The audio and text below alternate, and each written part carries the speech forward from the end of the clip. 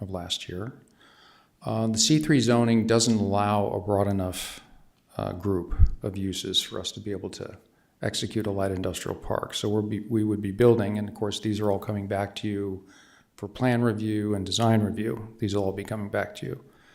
But with the zone change, it allows us a much broader range of uses for the park, which is going to make it feasible. In advance, we don't know who the tenants are. It's called a spec development. This is very, very common in the industrial world. So we will build the buildings. We have 2 buildings of 150,000 square feet planned. I brought some boards if you care to look at it. And then we'll attract the tenants from there. So having what I would call more standard light industrial uses is important. We have a very successful park on 5600 West near the airport in Salt Lake City. This park will be very, very similar to that. In that park, we have a company called Foodarom who does food flavorings, Hendrickson Butler Furniture, who is also in that park a sales tax generator, actually. Interior Logic, who's tied in with Toll Brothers to do interior design for new homes. We have the State of Utah Health Department, which was very busy during the COVID episode. We have Clean Eats, which makes prepackaged foods. You're on a special diet and they send it to you every week, and you get your food from them. So we have a lot of different, very wide variety of uses, and we can't predict what they are. Your M1 zone allows for this. It's your lightest manufacturing zone. It's not a heavy use M3, and it's going to be a clean use. When we were planning commission, some of the commissioners were indicating, I'm a little afraid of manufacturing. I don't know what I'm getting. What's it going to be? Is it going to be a lot of outdoor storage? Is it going to be, unattractive? So with staff, and you may be aware of this already, I don't know if it's in your report or not, we came up with some additional conditions for the approval. I can talk about them more, but very quickly, there's limitations on outdoor storage, limitations on noise, limitations on use of hazardous materials in the park. The construction type is no metal buildings, which has been fairly common in town up till now. No outdoor storage sheds. All loading areas are screened from adjacent neighbors, so internal to the park versus facing out to the street. And landscaping has to be, professionally maintained at all times. So really, have no problem agreeing to those conditions because we would want to do that anyway. Our uses are internal to the buildings, not outside. We want to have a professional park that will stand a test of time because we're long-term owners. So we hope you'll support the rezone. It's not a commercial site. The owners have tried to do commercial there for many years unsuccessfully. We built shopping centers too, and it's just there's not enough frontage and circulation or anything to do commercial property here. And we do think we will have some sales tax generating uses in the park, so based on our other experience. Could I answer any questions about it? I don't know that I have any questions just yet, but I would like to hear from Sherry before we ask questions, if that's all right. Of course. And I brought a couple boards if you have interest in seeing anything about the project. Okay. Yeah. Thank you.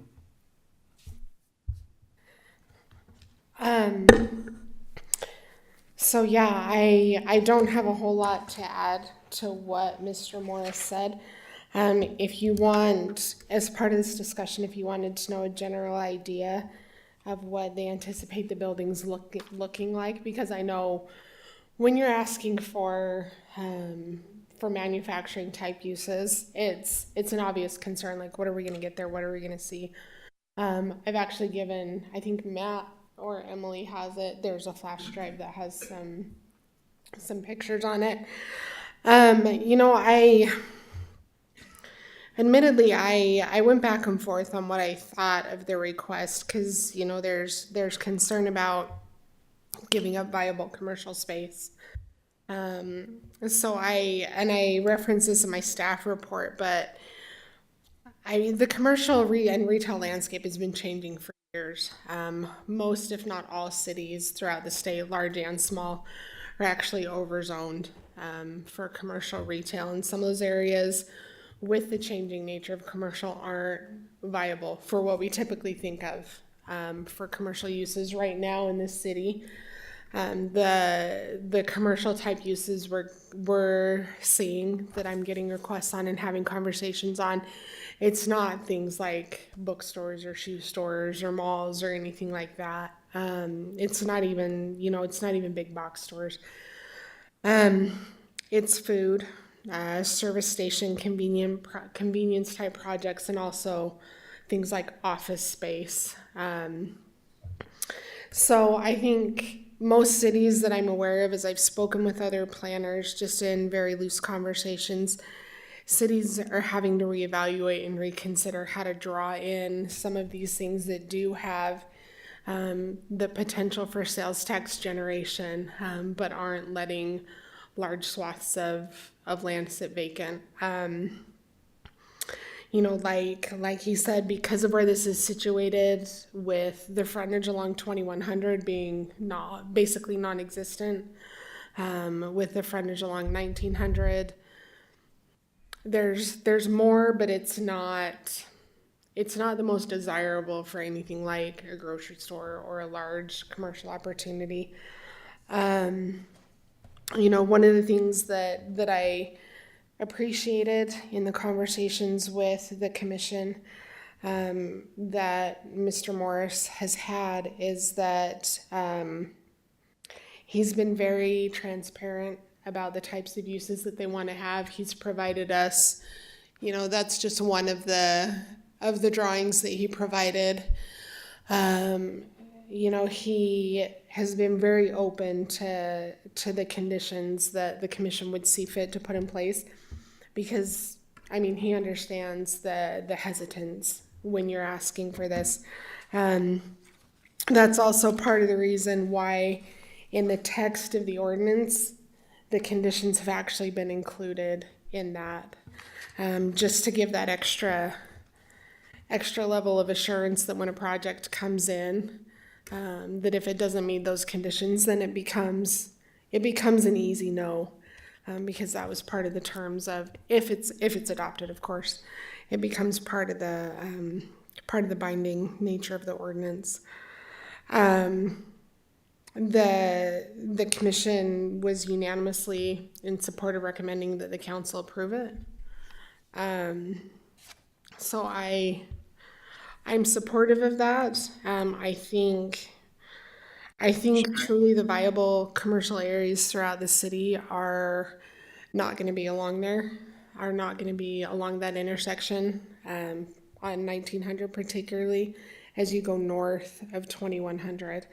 I think for a long time into the future, that's going to continue to be more light industrial manufacturing type uses.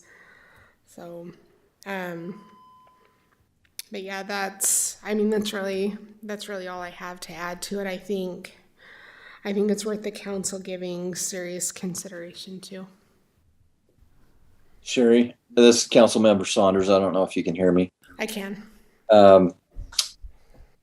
My question is, are we required to give surrounding property owners some kind of notice if we enact a zone change in this area?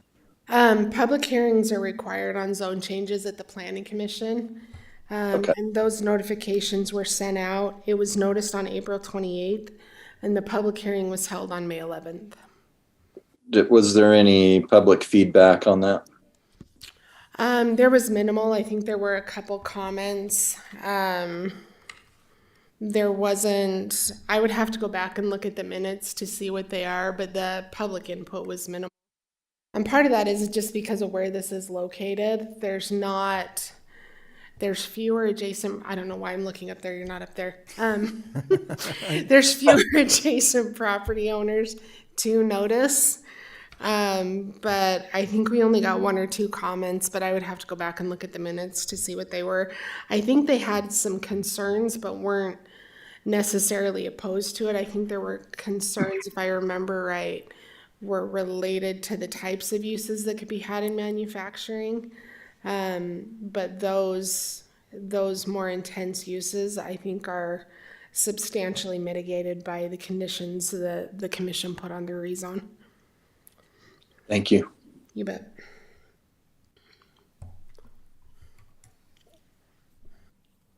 Does anyone else have any questions? I don't think I have any more for Sherry, no. Okay. I am interested to see your boards though, Mr. Morris. You brought them with you. Yeah. Absolutely. Thank you. Oh, also, while he's coming up, we did have some conversations with the Northern Utah Economic Alliance. Did someone from them end up coming with? Would it be appropriate to invite him? He be able to speak to the benefit that this could have on the region, just to give you guys some additional information? Yeah. Yeah. We did have conversations with them, like just on a staff level, about some of the potential benefits that they see from a region. Hi, good evening. My name's Chris Roybal. I'm the president of the Northern Utah Economic Alliance. We're housed in Farmington, Utah.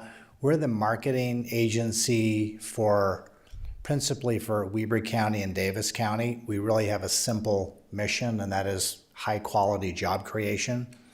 And so this obviously fits into that arena. We focus on Class A office job creation and Class A industrial development. You probably are aware that industrial and manufacturing jobs, advanced manufacturing jobs have always been really strong in our region. A lot of that is spin off from Hill Air Force Base, but the privatization of both the industrial parks in Ogden and Clearfield. But right now, with the roughly 50 million square feet that are in Northern Utah, we have a 1.5% vacancy rate. So what that means is that we don't really have any place to put companies that want to grow and expand in our region. And a lot of those companies are local companies that would like to grow and stay here. So projects like this from Mr. Morris are really important so that we can find new homes for companies that want to grow and expand here. So the 150,000 feet here would be very important. This is, Class A type product. It's exactly what we need. We have a long list of industrial customers that would want to come and take a look at this space almost immediately. So we're keenly interested in seeing this kind of development. There's not that many land sites in northern Utah, so the ones that are available for industrial development or Class A office development, we certainly encourage communities to look at those so that we can find homes for them and create jobs in your communities. My estimate is there probably would be a couple hundred new jobs. A lot of those would probably be citizens of your community that would have a chance to work a little closer to home too. So anyway, happy to answer any questions that you might have. This is Kim. I have a question for Mr. Morris, and he talked about some of the other industrial parks that are around. So would it be coordinated so that all of the buildings look similar? It would have a similar look for the whole park? Or is it more, this one's over here, this one's over here? That's a good question. The pictures we gave staff were examples of what we have done. Could you go to the 5600 West, which is the maroon and white building of the set you have? I Is this think the it's one the or- next one. Yeah. This one? Yeah. Okay. This is Mountain View Commerce Center. We have intended to, staff has to review our design, obviously, and you have to approve it. But something very similar along these lines. So we will develop a park that actually has a presence or a theme. We don't have individual buildings scattered throughout that look all different. So the whole park will have an architectural theme that's consistent like you see here. Not identical to this probably, but consistent like you see here. This is shaped, this park, I didn't bring an aerial. There's two very similar buildings. They front on the street, the parking and the storefronts. And in the back, that's where all the truck unloading activities takes place. So it's away from the street. There's one other slide we had, I think, of the surface area. Yeah. We wanted to include these pictures. This is the loading area in the back. Just so you can see how really, really clean it is. There's not outdoor stored materials. There's not chain link fencing. There's not pallets piled up or tires or old cars. This is a professionally run park, very, very clean. We intend to do the same here. This is just the way we run our business. So to answer the council member's question, the architecture would be consistent throughout the park. If you like, I can just show you our additional layout ideas. I mean, I know you have design review upcoming, but just so you know. Absolutely.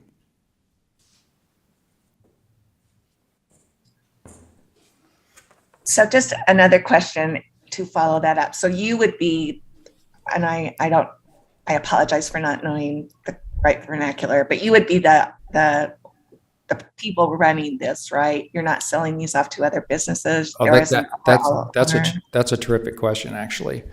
There are a lot of industrial firms that will build and sell it to some company, and then sort of once they sell it, they're sort of out of the deal, and they're like, okay, well, I built it, and now it's somebody else's problem. So Prism Realty Corporation are long-term owners. So myself and my partner have our own property management company.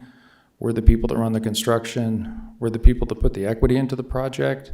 We're the people that secure the loans, and we're going to own it for 20, 30 years. So that's our business plan. So when we go to the trouble to design these parks, it's because we don't want to have problems we have to live with down the road and have, some low quality tenant operating, and now we have a vacancy and nobody wants to lease the space because we have a low quality tenant. So it's very incumbent upon us to keep a high level of consistency on the park.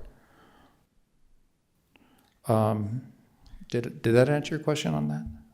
Yes, it did. Thank you. Okay, my pleasure. And since we have this camera on the side, if you can just make sure that camera sees, so the people Sure. Is this the best way to turn it? Perfect. That's good. Is that okay? Yep. Okay. I'm only showing this because this is the existing property, but on 21st, there's a 7-Eleven, a driveway, a home, and another. I think this is outdoor storage operation. We don't have any frontage on that street. We have a very odd parcel layout. And then on 1900 West, we have the 7-Eleven and an abandoned restaurant here, which has been purchased, and maybe it'll be renovated, or maybe it won't be, but that was purchased, so we don't own that either.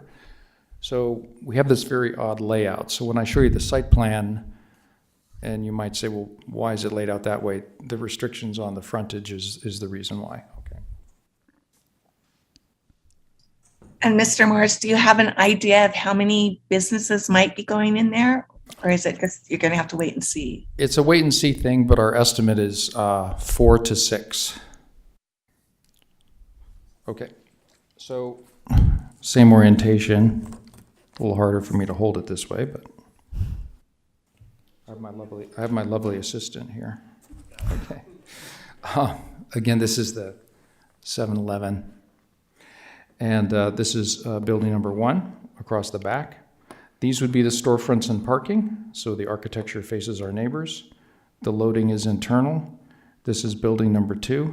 This is the loading, internal, and then the offices and the storefronts, like you saw in our earlier pictures, face the streets and our neighbors. So there isn't any internal activity, storage, anything that is impacting the neighbors, just office parking is all that amounts to.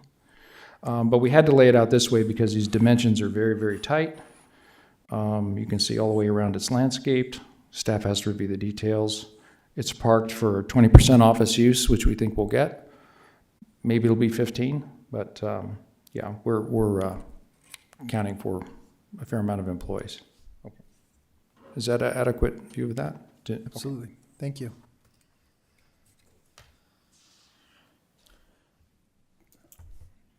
Do you have any other questions?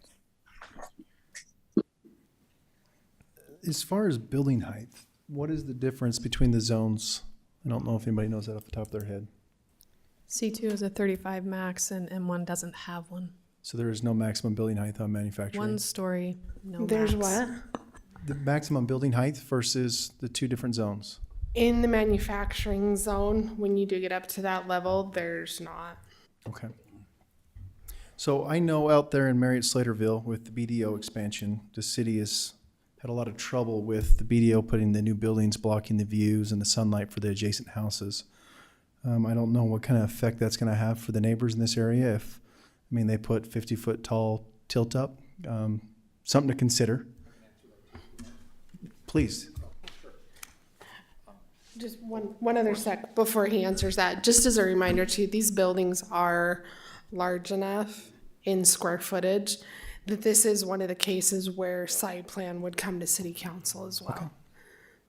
Excellent, thank you. Okay. So the buildings operationally have a internal clearance height called a clear height. So the people operating with their manufacturing or racking have a certain level of distance to the fire sprinklers to operate for efficiency. It's what's called the cube of the building, the height and the width and everything. These buildings, so to the top of the clear height inside would be 30 feet, but then if you take in the roof structure and the roof, that's going to be about 38 feet. But then you're not going to want to see that because there'd be an air conditioning unit. So you want me to put a parapet to block that, and so then that'll be about 42 feet in total. So there's no reason for us to make it higher than that. And then you asked about the neighbors. I could bring out that plan again. On the north, it's all self-storage. On the east, it's industrial. On the south, we have those, I think it's 5 homes. And the west, we don't have anything but 1,900. So I don't think we have sensitive receptors around it. Thank you. Yeah, so it's a difference with what they're proposing. It's a difference. It would be a difference of about 5 feet. Okay, perfect, thank you.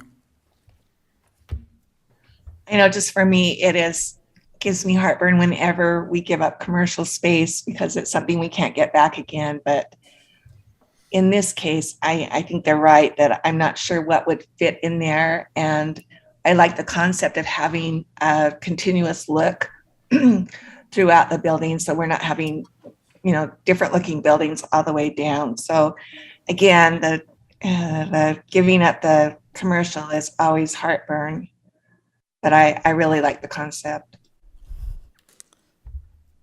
Yeah, I went back and forth on this, to be honest, because I hate to give up commercial space. But at the same time, I think, how long has that property been sitting there and nobody's been after it? So I went back and forth on this a lot. And I think it's a good plan. I mean, what's in this staff review, I like. I'm not opposed to it, I guess. And I guess, we've got Mr. Roybal here. And so I would just say now is a good time for us to bend his ear a little bit and tell him to bring us the commercial as well. So I'm going to take that opportunity. But I'm not opposed to this. I guess I could see this going forward.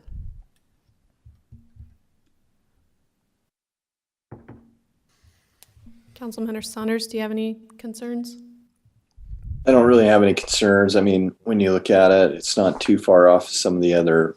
I think if it was it was way separated from some of the other manufacturing areas, but we're not too far off of other manufacturing in that area. So for me, this is a win for the city. I'm in favor of it. I think aesthetically, looking at Comfort Solutions and the new one going up across the street from them, which is just down the road, I think this is fitting for that area. It's definitely a lot more desirable than the high density that's come into that area recently. I'm in favor of it. Is that a motion? Well, Mayor Pro Tem, if you're ready, I'd give a motion. my preference is that we keep the parcels on 1900 as commercial. I think industrial makes sense on the backside, but commercial on the front of 1900. Because it is hard to give that up. And I do like, this is a question for you, Amy, I do like, having conditions or whatever, but we've always been told you cannot put conditions on a rezone. Well, We've really, really wanted to, and we've been told no. So I don't understand why all of a sudden now this is an exception. That's a fair question. did you want to address this, or shall I? About the conditions on the rezone.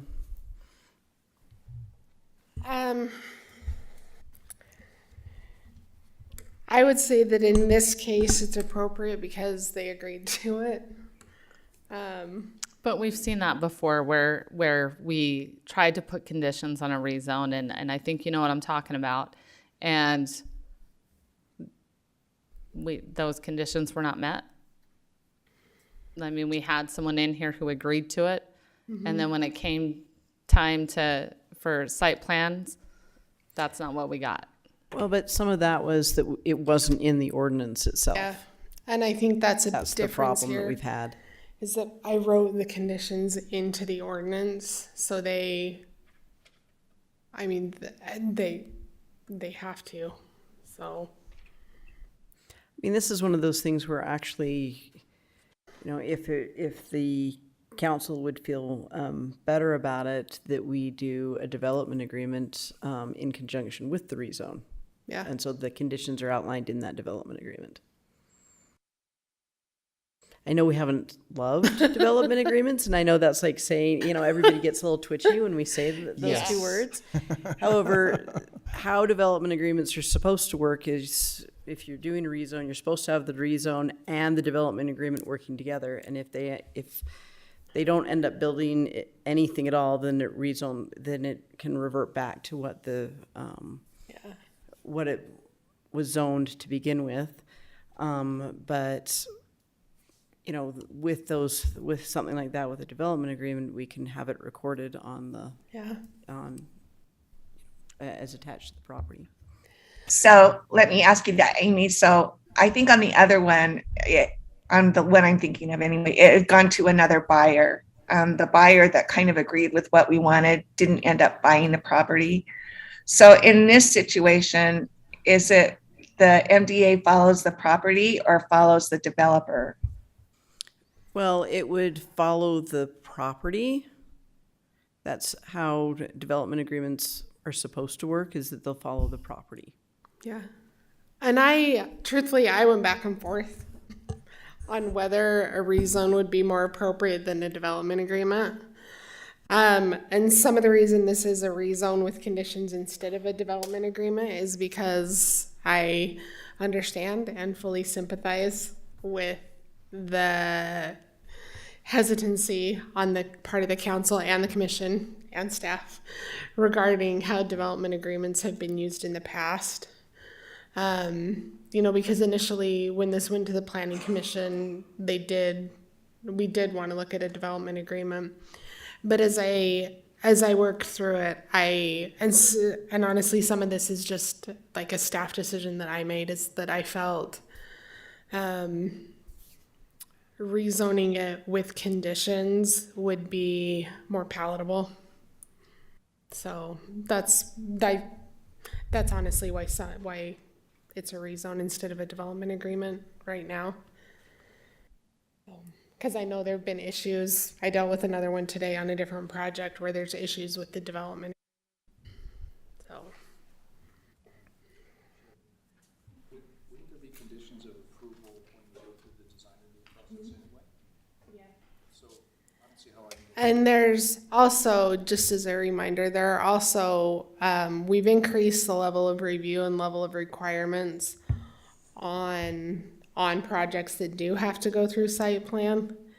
And there is the ability to put extra things in place on site plan review if the council or commission is worried about some of the more potentially detrimental impacts. Because site plan and design review, it's kind of the same in a lot of uses, for a lot of uses as conditional use permit. And so it gives the council and commission an opportunity to identify some of those potential detrimental impacts and to put those things in place.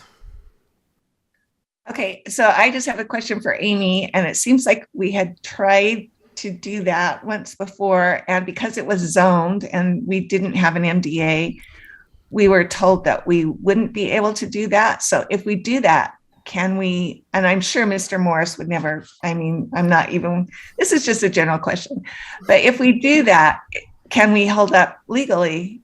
Because I know we've been told in the past we couldn't because we did the zone change. So And I know that there's been zone changes in the past where you guys have talked about conditions in your discussion, but it's never made it into the ordinance itself.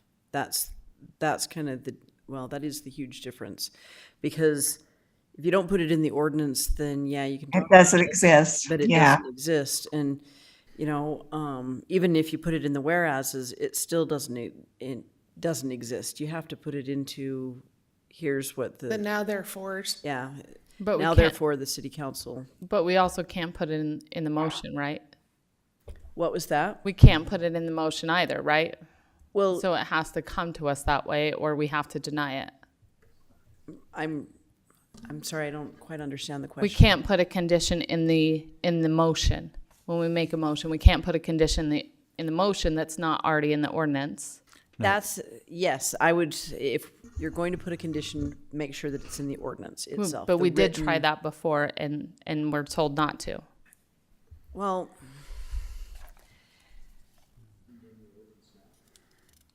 what was that? The can, Yes, we're yes, just but trying to clear she's a saying that misunderstanding up. that they have had previous advice regarding not putting conditions on rezones.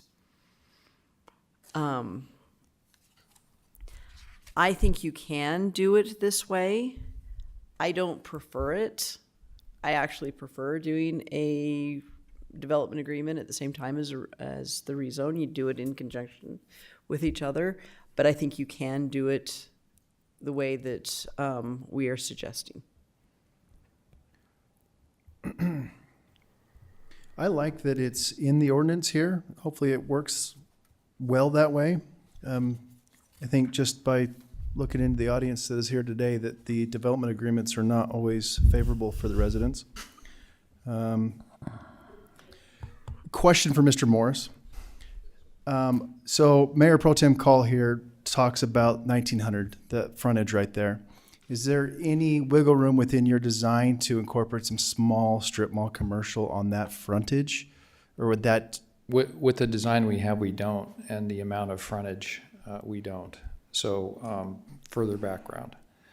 You've got the restaurant there now that's trying to redevelop. You've got the 7-Eleven there now. Both 1900 West and 2100 South are UDOT streets. And I've had several calls with UDOT because we got to get our main access point approved and so forth. And they're like, we don't want any driveways. Well, can you think of places that have fast food or small commercial, or, I mean, they need access and circulation there. So with one access point and that limited frontage, I don't think that would make any sense at all to do it. And it would really impact the overall design here. We've already set it back from the street to have architectural features on that and have the parking and landscaping along the street. It's gonna be as nice looking as any retail development that would go in. it's a challenging area. I mean, you have that Wheelwright supply that's in the Ogden area down the road that's pretty unsightly, and a lot of it's vacant, but Yeah. we would love more commercial, obviously. I think that's, Well, See. you know, my company's built 2 million square feet of shopping centers over the years. All of them we sold in 2018. Why'd we do that?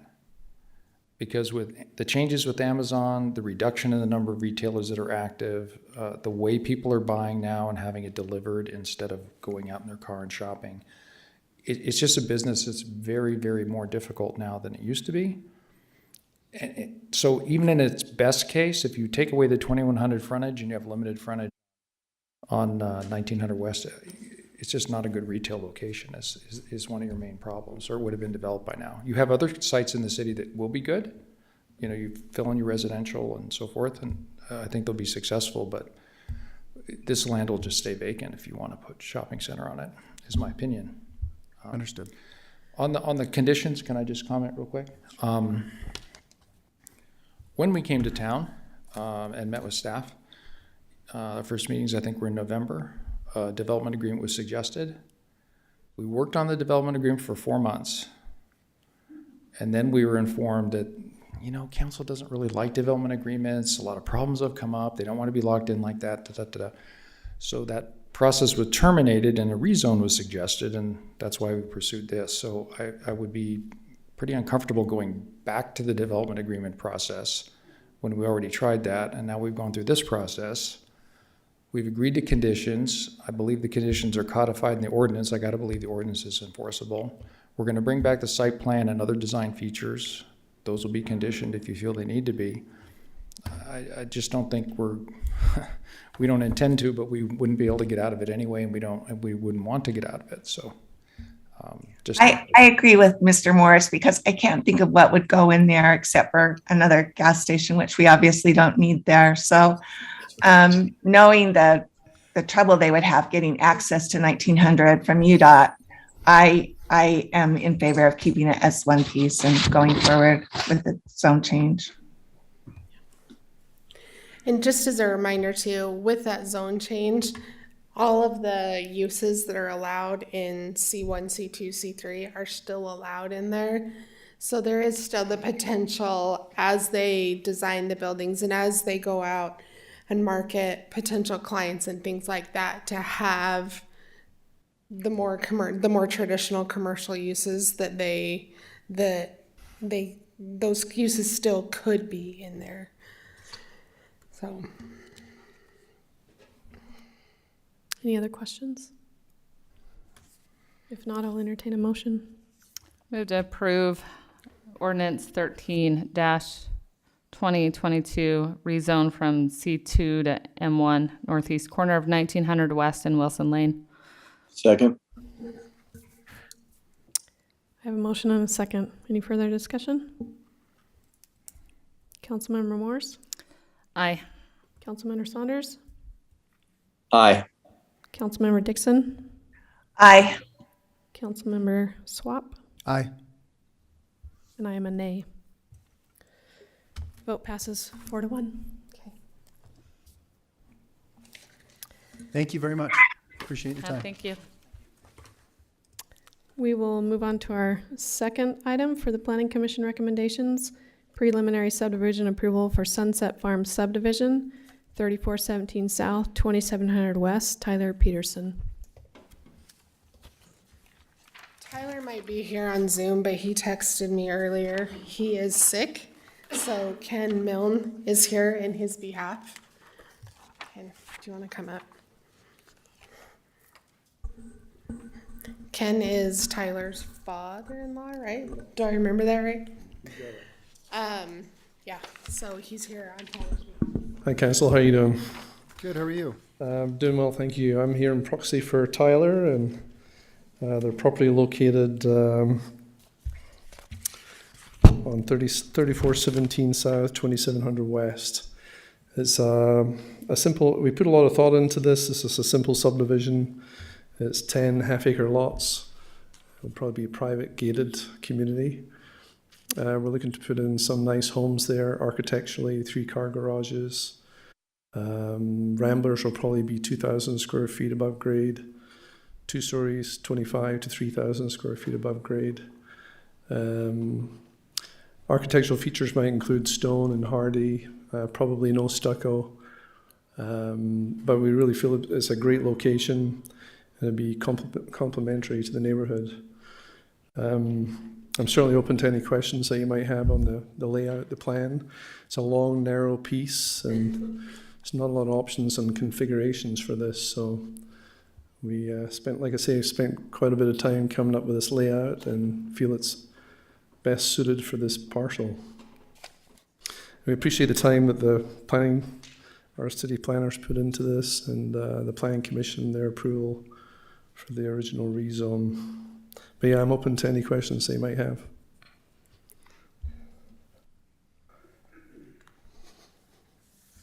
Or not. Looks like there's one way in and one way out. Is that correct? That is correct, yes. Does that meet the fire standards? Yes. They're not required to have a second access until they have more than 30. I reference this in my staff report, but prior to preparing the preliminary plat, Tyler came in and sat down with myself and the city engineer and Chief Reed to go over this to make sure that the turnaround was the appropriate length, that even though this is going to be a private road, that it was an acceptable width, that they'll have the necessary infrastructure on there, and they have complied with everything that they were told in that Development Review Committee meeting. Are you removing the front house? Is that the plan? And then No, we're going to keep the house and they'll renovate stay it, there and then, upgrade it. It's built in 1969, and they thought the renovations already started on that house. We're going to add a garage to it. It'll be tastefully done to complement the other homes that are in the neighbourhood too. And that will be east facing that house. And this includes the improvements on 2700 West. Sorry, say that again? This includes improvements on Yes. 2700 West. Yes. So there'll be curb gutter sidewalk throughout the subdivision and asphalt, and the improvements will be on 2700 West as well. But no sidewalk and curb and gutter on the south side, correct? Correct.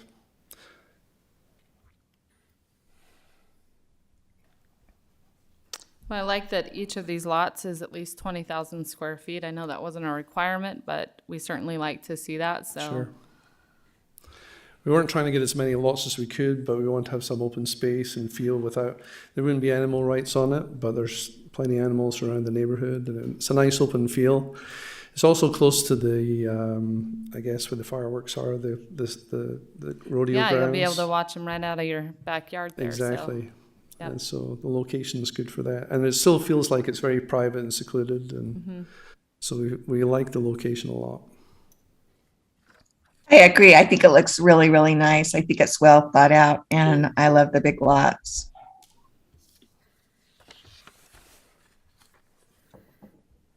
If there are no further questions, I'll entertain a motion. Thank you. All right, I can do that. I move that we approve the preliminary subdivision approval for Sunset Farms subdivision, 3417 South, 2700 West, Tyler Peterson. Second. I have a motion and a second. Any further discussion? Councilmember Dixon? Aye. Councilmember Morris? Aye. Councilmember Swap? Aye. Councilmember Saunders? Aye. And I'm an aye as well. That passes unanimously. Thank you. We hope Tyler gets feeling better.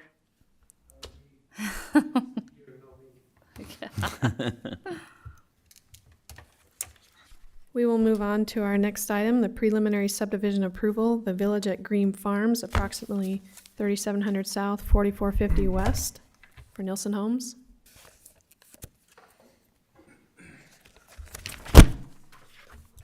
Good evening, Jake Jones, representing Nielsen Homes, 1493 East Ridgeline Drive in South Ogden. Happy to be here. Great to see you all. Thank you, first of all, I also want to thank you for the West Haven Days. We ended up coming, and it was great to see everybody, and it was a great event. So, but yeah, secondly, we come with excited about our next phase in Green Farm, the Village at Green Farm, where we're proposing 94 townhome units, and we're excited to get going and keep moving forward. So, happy to answer any questions you may have about this project or anything else. It looks like you don't have the open space site plan with this, which is required by the MDA. That is correct. We don't have the site plan on here, but I know that we are required to get the site plan approved through the council, but I wasn't aware actually that it needs to be approved as part of this approval, as part of this Village at Green Farm. Yeah, it's actually section 8.4 in the MDA that any parcel that's brought in for development, if it touches open space, it requires the site plan for the open space as well, which is interesting because we've never actually received one on any of it. That's right, and I apologize for not knowing that. So, yeah, if that is a requirement, then we can definitely come back and do that. So. And then also, I don't show, are these rental townhomes? That is correct. Well, I guess it's still up in the air exactly what we'll do, but for right now, that is the plan, is that we'll rent these out. I don't know that that's even allowed because the MDA doesn't list rental townhomes. I don't know if Sherry wants to address that or. Whenever we do housing approvals, there's never, I haven't seen anywhere where it addresses that in their MDA that everything's going to be individually owned. We don't have anything that specifically allows us to prohibit rentals. Like Jake said, it is a little bit up in the air whether or not they're going to be rentals or whether they're going to be individually owned. Because I looked through the MDA, and I apologize if I missed the open space plan submittal requirement. That's on me, and I apologize for that. But I've looked through it to see.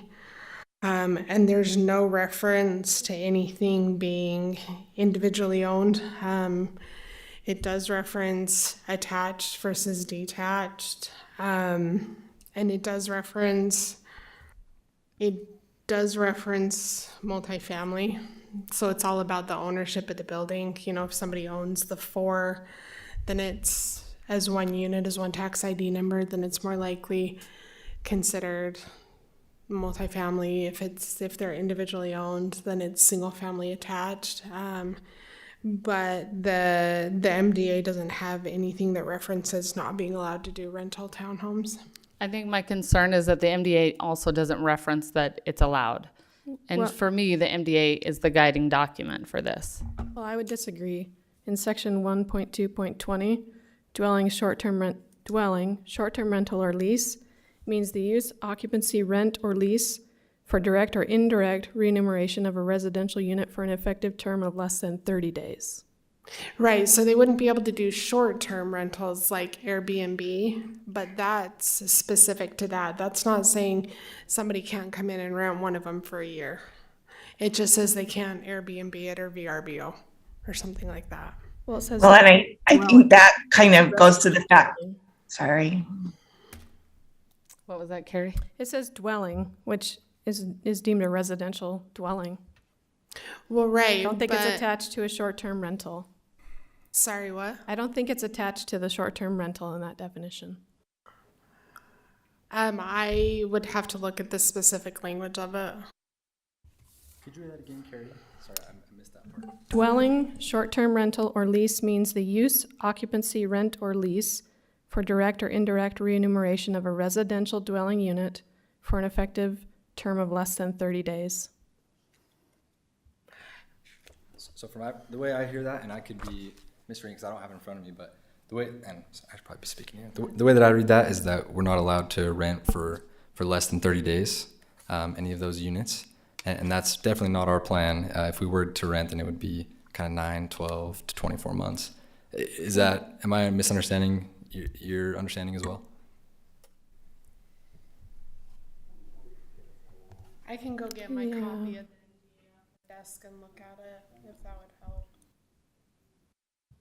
It seems to me that if we are saying that they can't have a short-term rental, we are kind of agreeing that they can have a long-term rental, because otherwise wouldn't we just say there can't be rentals?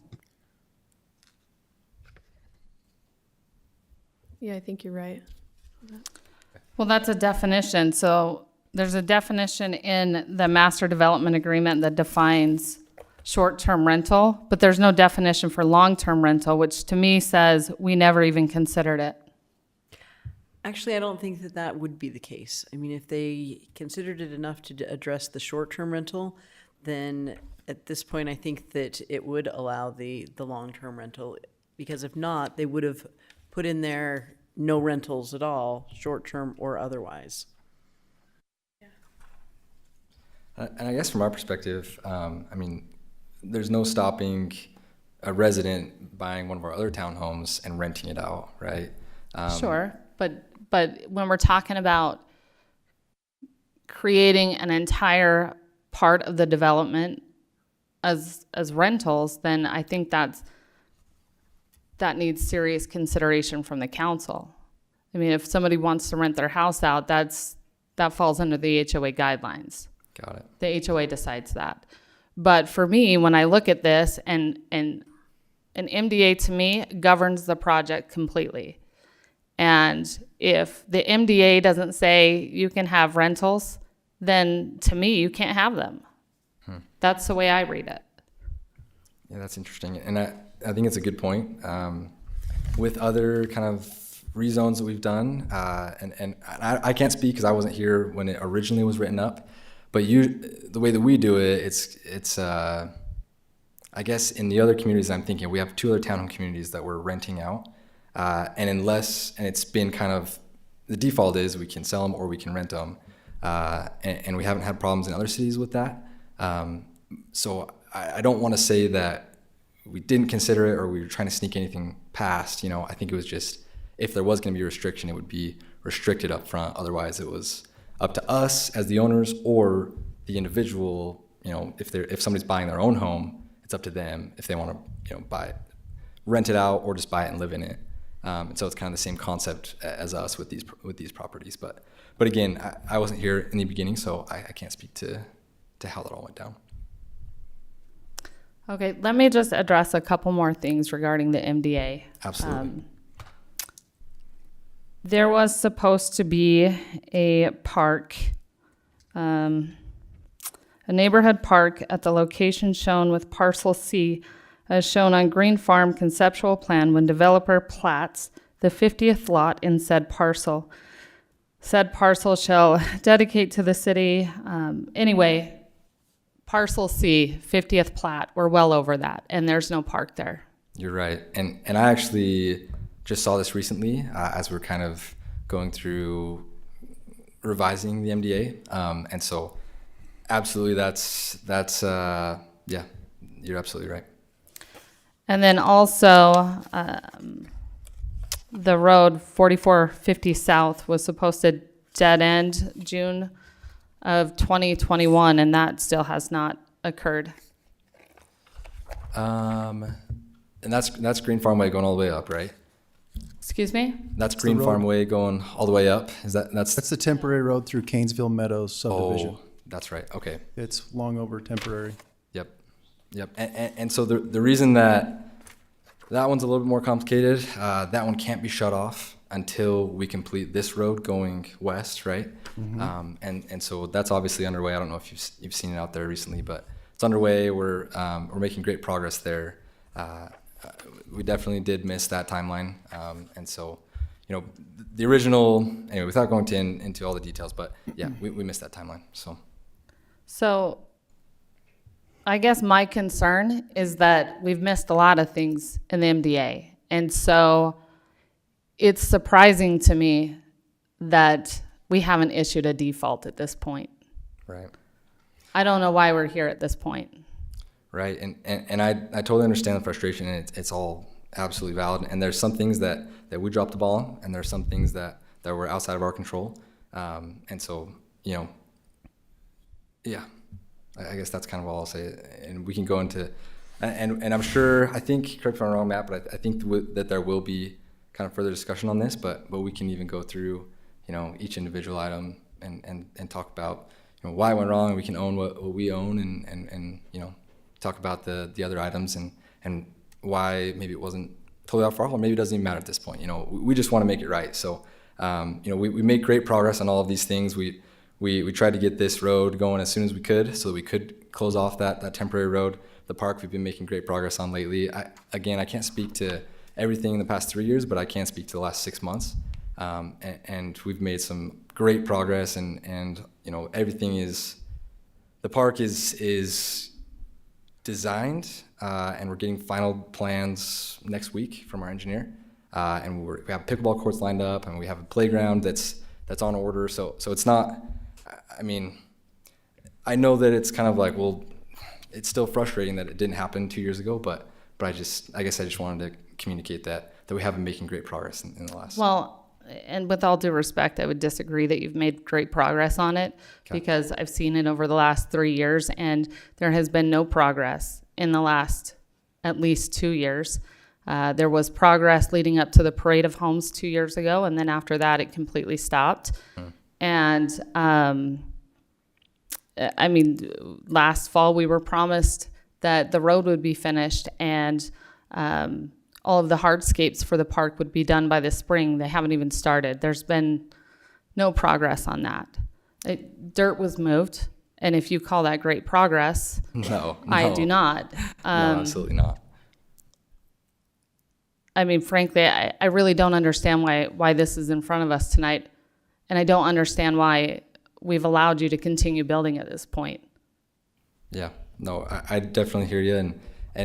And to your point of great progress, it wasn't the dirt moving, right? I mean, there's a lot that goes into it beforehand, and I'm happy to forward emails and bids and plans, if that would make you feel comfortable. But anyway, I understand the frustration, and there's every reason to be frustrated. So, yeah, I guess all I can say is in the last 6 months, we've made some great progress on the back end with plans and negotiations and lining up contractors and design stuff, but it's you don't see anything yet. So I get that. It's And kind we're of hollow. supposed to, and that's the thing, that when you bring this in, we're supposed to see those plans, and they're not here, and we've never seen them. So Yeah. we don't see the progress. Yeah, and I apologize for those promises. Like I said, in the last 6 months since I've been involved, it was always, we're not getting it. I knew that it was not going to be in by the spring, but our commitment and when we met out with the residents, it was, we'll get the hardscapes in by the end of this year, and we'll get the community center designed this year as well. So that's what I can say at this point. I can't speak to previous promises and non-delivers, but So to those previous promises, last fall, someone from Nilsen Homes was here in front of the council, and I wasn't a council member at that time, but I sat in the audience like Yeah. these other folks did. And there was a verbal commitment on this road connecting to 4700. Yeah. And I recall Council Member Hunter really grilling down a timeline. And I don't know if we have that in the notes anywhere that we've referenced, but I mean, really believe that memory is what I'm leaning on here, but it was going to start in May and be done in 60 to 90 days. And so I drove past that before I came here, and you guys have moved some dirt. yeah, no, it's true. And I mean, so if you want background on that, we did submit a plan the end of last year, but because of some of the question marks on the MDA, it was kind of some of those things needed to get worked out. So Matt, if we have all these questions on the MDA, should we not be moving forward until we figure the MDA out? So as far as the MDA goes, we have had ongoing discussions. We have a revision and a list of items from Nilsen's Homes that came right before West Haven Days, and we will have that to review. We need to sit down and do the legal review and such. And the plan was to be able to sit down with the city council on the 20th and review that.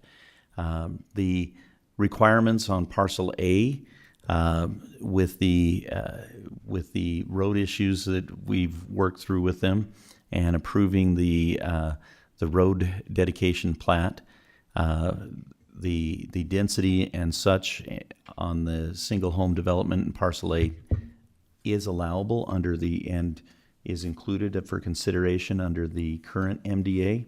And so most of the clarifications that we have are deadlines, clarifying some vagaries on deliverables for open space.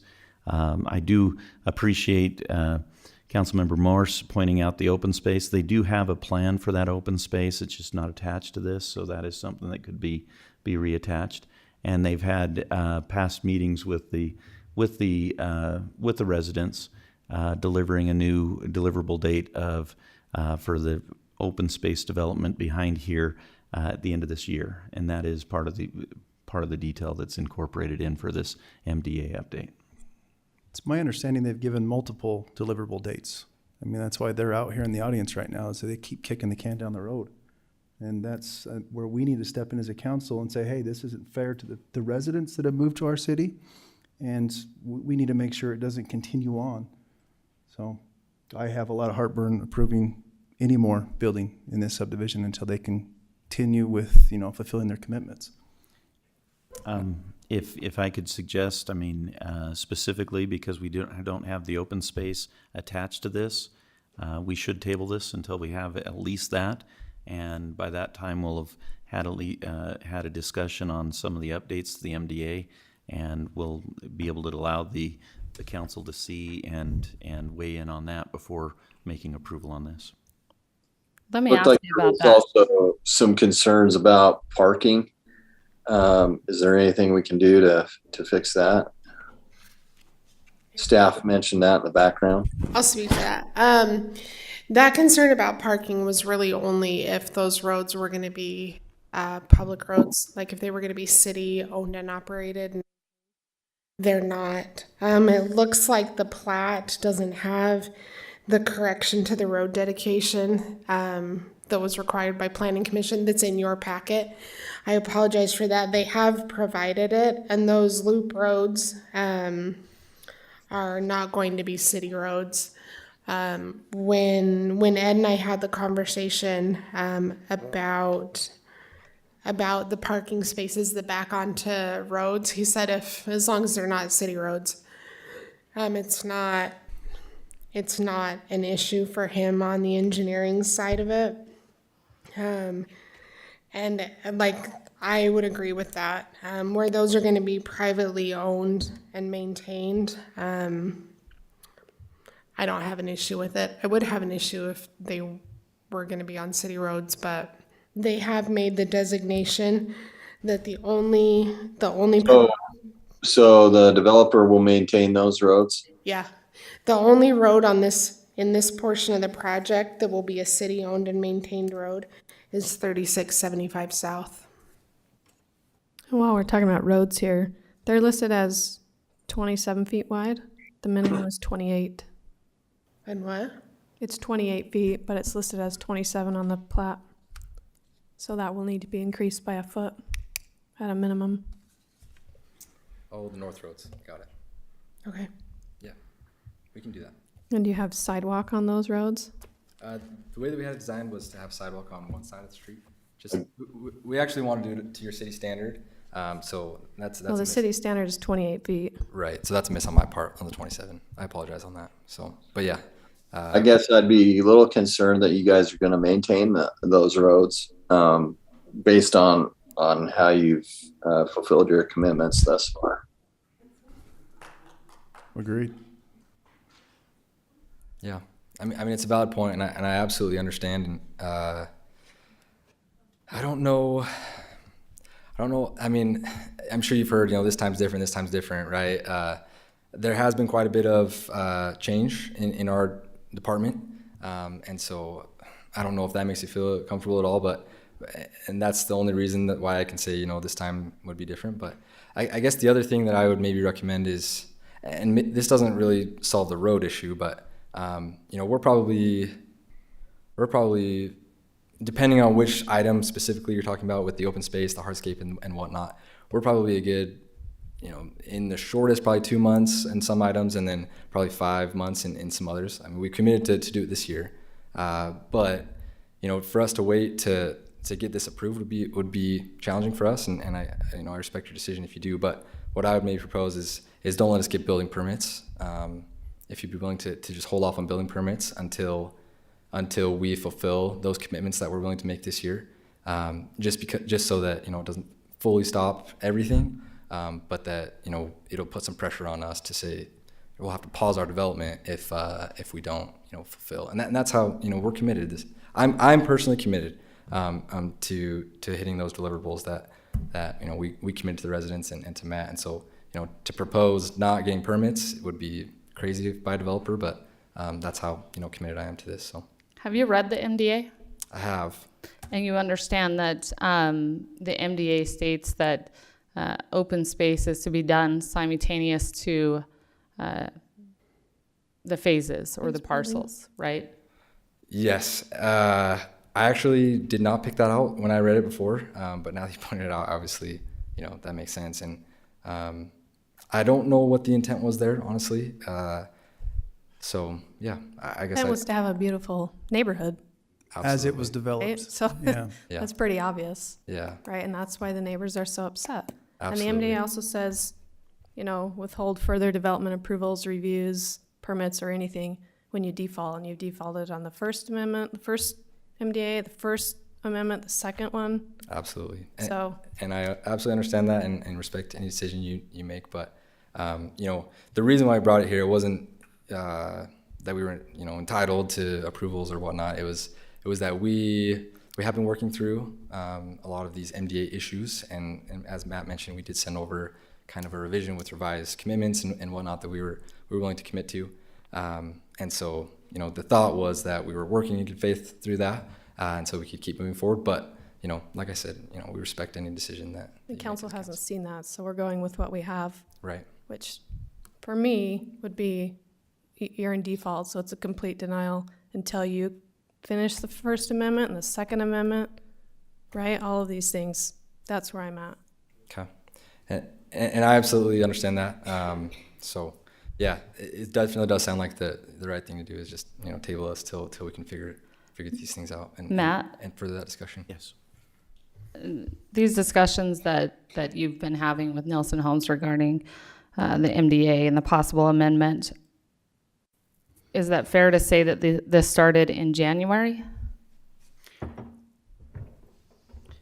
I'd have to. It was about mid-January that we started addressing some of this stuff. Maybe it was mid-February. So I guess I'm concerned why we haven't seen it yet then, because it's 6 Well, months. There's been discussions along the way, Councilmember Morris. I mean, some of this has been about the pond development and the open space that's between parcel C and F. And then it's kind of morphed into, we have these other issues that we have to take care of, and really we need to have a clean document to come through there. So it wasn't so much as in January we said we need to go through here. It's been an evolution, and quite frankly, the clean MDA was about 6 weeks ago when we said we need to get a clean MDA document, and so that's where we're working from now. So we have been in continuous discussions. Not all of it has been about open space and this. They've been about the ponds and some other things. And so the MDA action has been more of a recent 6 to 8 weeks past, I believe. And we are to the point where Nelson Homes has got us the thing, and we need to review, and we'll be able to have that on the meeting on the 20th. But you're talking about this MDA that you've been discussing that we haven't. This Doesn't amendment. include any of the things we've been discussing tonight. Actually, it covers a lot of them. Because The you open just said space, it's mostly about the pond and one open space. the so initial discussions in January. that's where I'm, But this does include deliverables for open space, the community center, the parks, the park and parcel C, the open space between C and F, as well as the ponds. So this is a comprehensive list of items that we're looking at. And even things like, you know, these streets being private instead of public, you know, there was some of those. And so it's kind of been, as we've gone forward, we've, you know, maybe found some other things that have come up. And so, you know, to Matt's point, and some of it was, you know, we had to get a design together for this or that. And so it has been kind of an iterative process. So whether the streets are private or public, that's hindered you from putting a park in or a road to 4700 West? No, absolutely not. I was just saying that's Okay. part of why it's taking longer to. So we stop everything just to make sure one little private or public road takes place? Is that Absolutely the not. case? Absolutely not. Nope. Okay. I'm not even comfortable tabling this. I'd be more to deny approval. There's so many inconsistencies with this approval that I don't think it should be in front of us. But that's just my opinion. I agree. I think this warrants denial, and I think it warrants a default. I don't know why we're here at this point. I mean, when I see all of the things that have not been done, and I received a list actually from the city manager back in February where many of these things are on the list, and we still don't have answers. And so I don't know why we're here doing this tonight. And by the way, I know this isn't all on you. I know you just came into this a few months ago, but unfortunately, you're stuck with it, you know? And and I'm sorry for you for that, but It's okay. I have a job to do and you have a job to do. No, I get it. You guys need to see some progress. So, yeah, I respect your decision. My other question would be just, Amy, with a denial, what does that do to the process? Does that just mean, or to anybody, I don't know, but with a denial as opposed to a table, does that just mean we have to go back through? Or I know with some others that aren't MDAs, if you deny something, you have to wait a significant amount of time to come back in. Well, I mean, if they vote to deny, then you have the right to appeal. But Well, we won't appeal. I mean, it's clear, but I just mean, I would just, if there is something in the law that says you have to actually wait 12 months to come back with the same parcil, that would be painful for us. I think that's just something that we'd have to do some research on as to what would happen next, especially with what's going on with amending the MDA so that there's good timelines and that there's accurate information going on. So I Right. think that there needs to be, if they decide to deny, then there just needs to be further work on what's happening with the amendment to the MDA. Right. Does that make sense? What my concern is, though? Absolutely. If yeah. we do deny that, it'll push 12 months, 24 months. I just, We don't want to push the project out 12 months because I know that impacts the people that live there as well. So that's not something we want to see happen. We want to see resolution to all the issues that have arisen. Yeah. That's what we want to see. So, Absolutely. My understanding is we do not have a space, a time frame that prevents you from reapplying. It would require the plans to be resubmitted through the Planning Commission and go through that process. So a new application would have to be initiated. That could be submitted tomorrow. Okay. But I'm sure we'd want to address these issues. So we would have to go at least through the Planning Commission process again. Okay. And again, we respect your decision, whatever you decide. If you would be willing to table, I don't think it, weakens your position at all. I think, we'd still have to come back before you again. But, again, we respect your decision. I think for me, we have the right to withhold all further reviews, approvals, licenses, building permits, and/or other permits for the development in case of default. So, in my opinion, you're in default, so I don't know why I would consider it. Well, In but we 2 have to weeks. give them written notice of the default. There's certain Correct. very It Yeah, I'm does not say specific sure why we words haven't done that in yet, that. It does actually. say that here, so. So, I mean, I would almost recommend that you table it and, so Matt and I can look at Matt has been working with them with the amendment, but I haven't seen that yet. And then, move forward, after we've done a little research as to how far out we are with those amendments and bring it back, have that discussion in 2 weeks. But I don't know where Matt is with the amendments.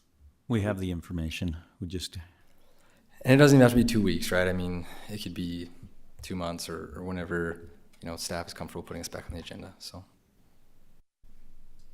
I think we're just trying to point out that we are really kind of disappointed because we've been here for 2 years and I can't tell you how many meetings we've sat in with this exact conversation going on. So I think as we move forward, we need to let Nelson Homes know we are very disappointed with what's happened so far.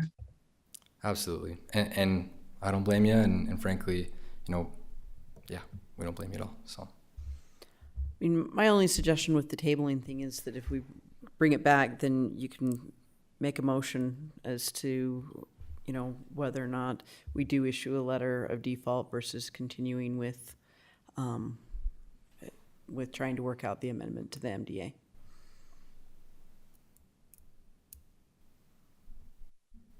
Because there's a very specific process that you have to go through to default them. And they have certain timeframes that they have to answer by, and they have to, it's a very specific process. Well, we need to start that very specific process then. I'm ready to make a motion, Mayor Pro Tem. Go for it.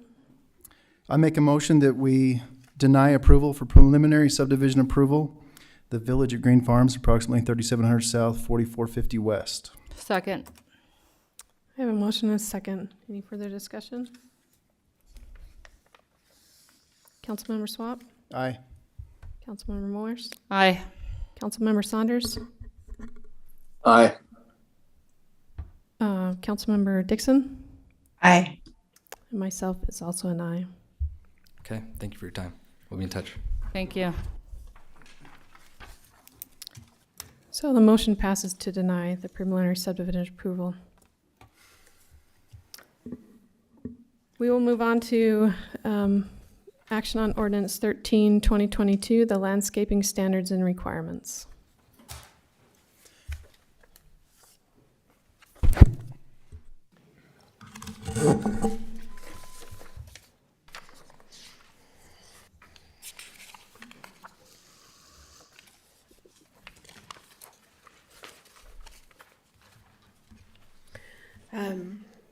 I don't really have anything to say by way of introduction beyond really what was said in the work session. The major impetus behind this is once it's adopted, it opens up it allows West Haven residents to participate in Flip the Strip and some of the other incentive programs that have been put out in an effort to reduce water conservation, not reduce conservation, to increase conservation and reduce water usage. There And this, oh, sorry, go ahead. Sorry, Sherry. Go ahead. You know, one thing that I do want to point out, I know this was discussed in the work session, but I do want to point out that in the irrigation design standards, it talks about if people are going to use valve or spray valves or stream sprinklers, that we added in a prohibition on those operating between the hours of 10 a.m. and 6 p.m. Just because those are the hours during the day when the majority of the water will evaporate before it hits the ground. In that design standards section, it says landscape area shall be provided with a smart automatic irrigation controller. Sorry, could you say that again? It says that landscape area shall be provided with a smart automatic irrigation controller. Who's providing that? Can you? What, you were just talking about the irrigation design standards? Oh, It's on page 8 on the one that I have. I thought that's where you were talking about 10 to 6. oh no, sorry. I was looking on the next page. Okay.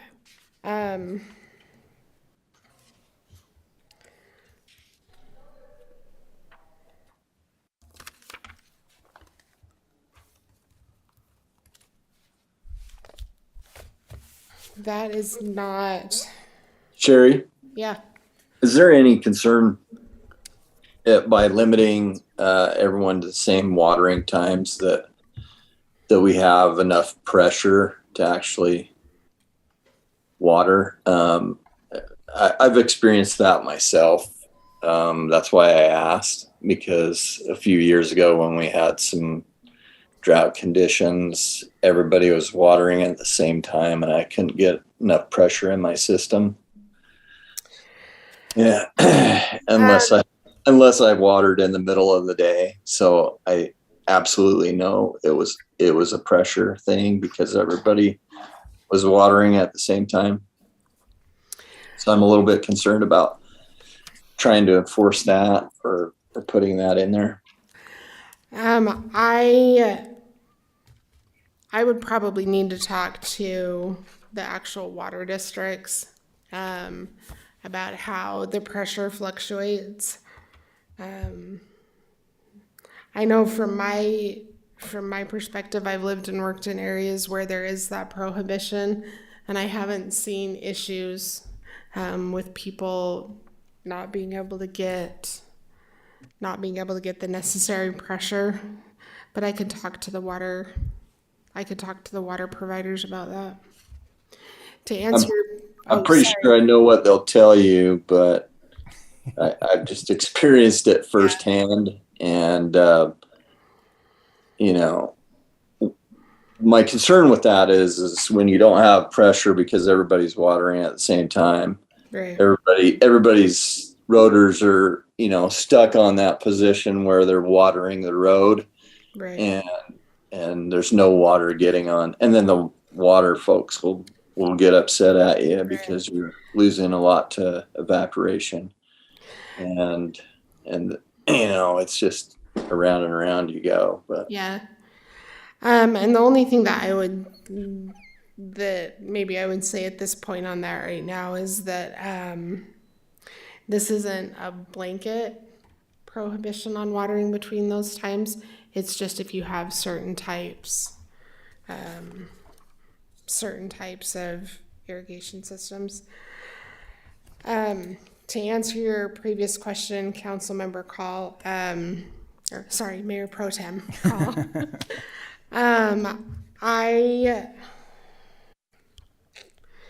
Honestly, I don't have a good answer for that. This was not I didn't originally write this whole ordinance. It's likely that that's just an oversight that I didn't see it catch up until this point, and that the Planning Commission didn't catch. Because that sentence right in there obligates the city to provide these for people. It's the same on 4 drip emitters or a bubbler shall be provided for each tree. So that means somebody is giving this to everybody. I like free. It's possible that the intent, and just isn't necessarily it could just be that provided is a bad word to use. I think it's just, they want them to have that. You could switch out the word outfitted, operated with, something like that, so that the requirement to have that is still there, but it's not on the city to provide those things. Right. On page 4, applicability, I think of this as I am changing my front yard slightly. What would I be held to? And the last line there says that fully rehabilitated single-family residential landscapes. And I don't know that fully rehabilitated is a great way to say if you're going to tear out your entire front yard that it needs to be approved, or if there needs to be a percentage, or if I move my landscape boulder to the other side of the yard, do I have to come in front of the city? No, rehabilitated landscaping is defined in the definition section. And it says altering, repairing, or adding to a landscape to make possible compatible use, increase curb appeal, decrease maintenance, etc. If it's less than 100%, if it's less than a total rip out and redo, it doesn't apply. Okay. So I'm only going to do half my yard this year and half next year to make sure the city doesn't tell me I have to do my yard. I'm just telling you what fully rehabilitated Loophole. means. Loophole. It becomes fully rehabilitated at that point. Okay.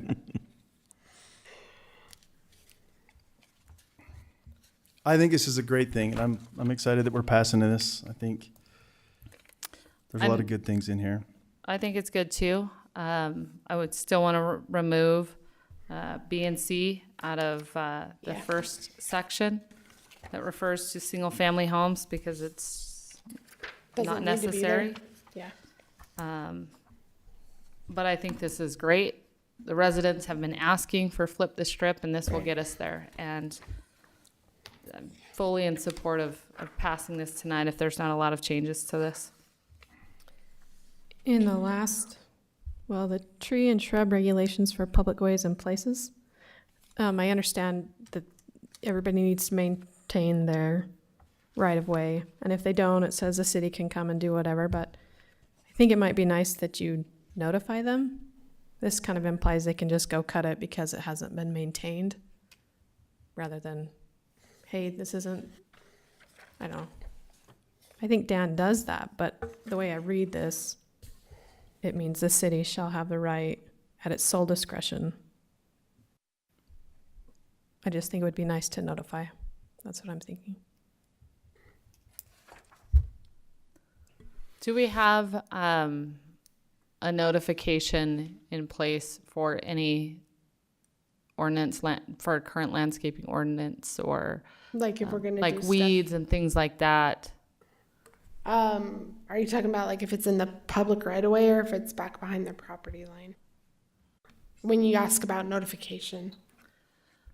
Well, like, I guess we have the ability now to go and take care of somebody's lot, right? If they're in violation of the ordinance, but do we normally give them so many warnings Yeah. and so many citations? Yeah, I'm working on coming up with I'm working with Dan on coming up with like a more comprehensive and a more clearly defined enforcement process, like going from verbal warning to written warning and like setting out the number of days that they have to remedy that. Because right now it's a Yeah. little bit loosey-goosey, and I don't want that for the city. I don't want that for the residents. Day 6, we send the SWAT team. Does that work? Yeah. I normally discourage that when No, Dan that's calls. not good. Oh, okay. Lieutenant Jeffries was ready to go. Got excited. Yeah. Yeah. I understand the concern, because you wouldn't want to wake up in the morning and have a city crew out there like just I kind of would actually, so that we're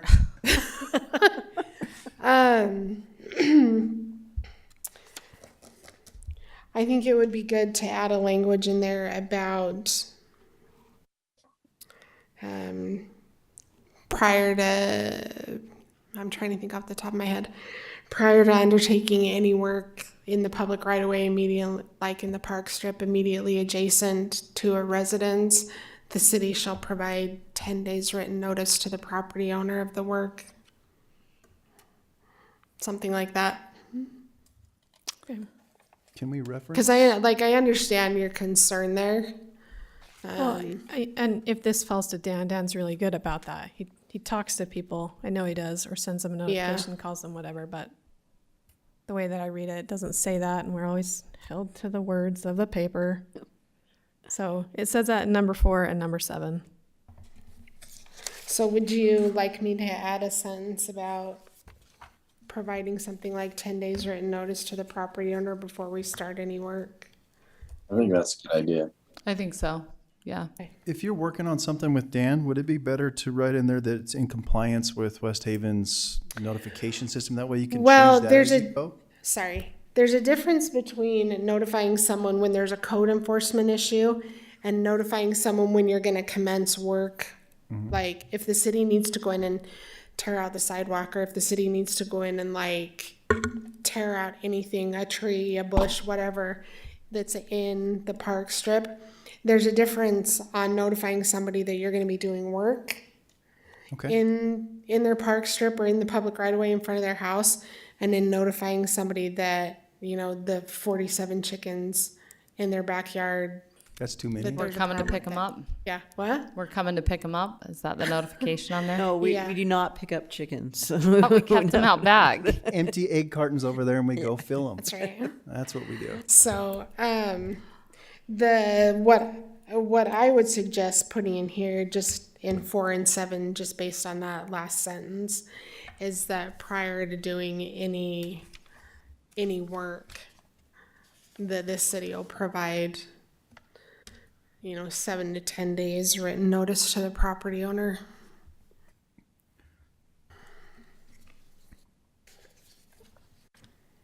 But the code enforcement side of it, like if there are issues, with cars and junk and weeds and all that, that's a separate process, a separate notification. Okay. Thank you. What about the section earlier that you guys were talking about? Would be hard to enforce? I think we were just actually talking about the single-family residential time frame. Was that Councilmember Saunders that was asking about Isn't enforcement? that in of the it? single residence? Yeah, in the single family residential, in that section, I guess it's subsection C under completion of improvements. I was just wondering about if there is a way to enforce it. Not that I'm trying to be a big Nazi here or anything, but if we're going to have something in there, it ought to be enforceable. I think it's enforceable if people complain. Yeah. Just like if they complain that their neighbor has 47 chickens. Yeah. I planted poplars in my most. The part of the difference with this, though, with making it enforceable, is in order to like really determine if they're in violation of it, it would require going on their property, and people aren't required to allow it to, like, we would have to have measurements and stuff like that. And people aren't required to allow code enforcement officers on their property. That's another thing that makes that a little bit difficult.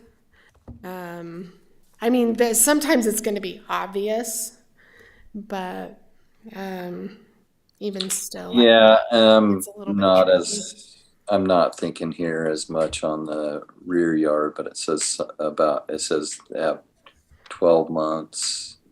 Oh, you're talking about we're talking about two separate things too. The 12 to 18 months, that's easy to enforce because we have the dated certificate of occupancy. Okay.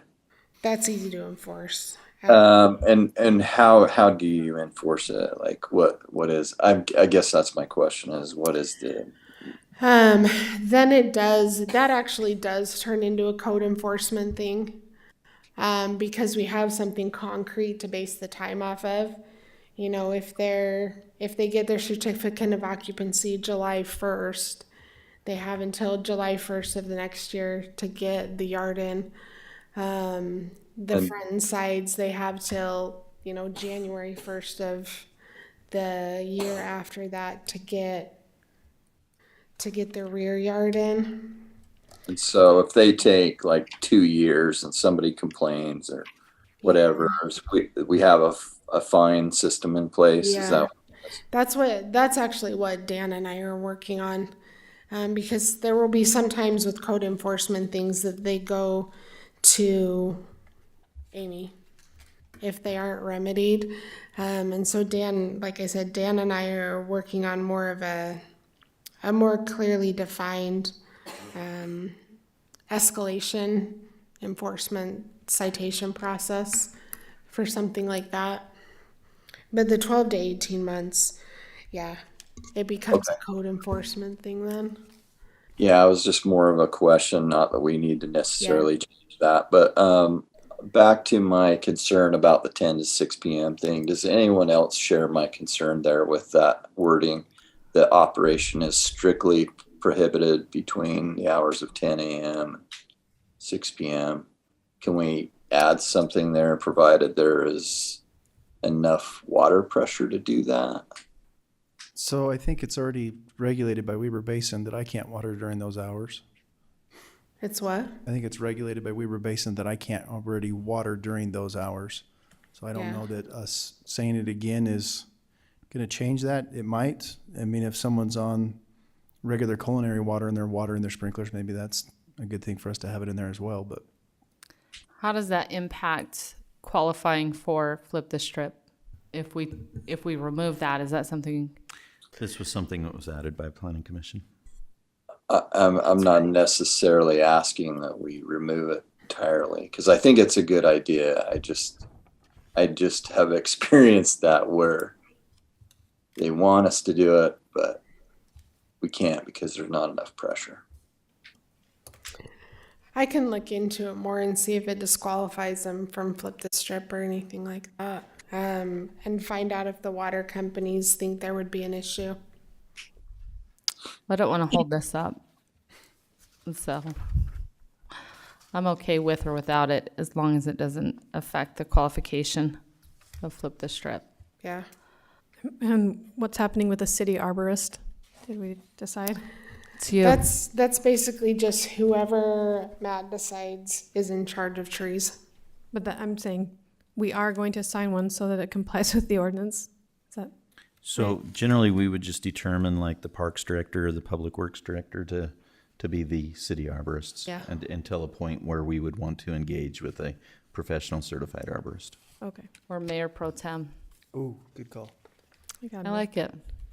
I think that's also in our ordinances, isn't it? When we went through the ordinance, we were supposed to have an arborist, so. I think you have to. Is West Haven a Tree City, USA? Yes. Yes. Then that's part already of the have one. We requirements discussed to it. be Yeah, Tree you have City, to have USA. that. We have to have one. Yeah. And just looking at the original one from Weber Basin, they did not have that prohibition between the hours of 10 a.m. and 6 p.m. in that language. So if we wanted to remove that or amend that, that shouldn't impact the Weber Basin flip the strip qualification. I'd be okay with removing that, and I think that if there's an issue where it's necessary, Weber Basin can regulate that and tell residents Yeah, that's fine. to not water between 10 and 6, so I'm good with that. Yeah. I'm comfortable with that as well. Like, I understand the reasoning behind it, but Weber Basin already does certain things with saying, okay, you can water this day, you can't water that day. So if they need to go to the level of regulating the hours, they can. That was I would only encourage people not to do it, but you gotta. I like that too, because the water police are out there all the time. You can see it on Facebook. They're watering again. They're watering. It's a drought. And frequently it's the city when we have stuff on timers. Every city does that though. Well, I understand the need for this for flip the strip and the things that have been Yeah, I can strike that. talked over, but for me, this is too much government for me. I don't like to regulate everything so strictly, so that's I what am it is. definitely I with you on understand that. why y'all want to do it. That's great. But for me, it's too much.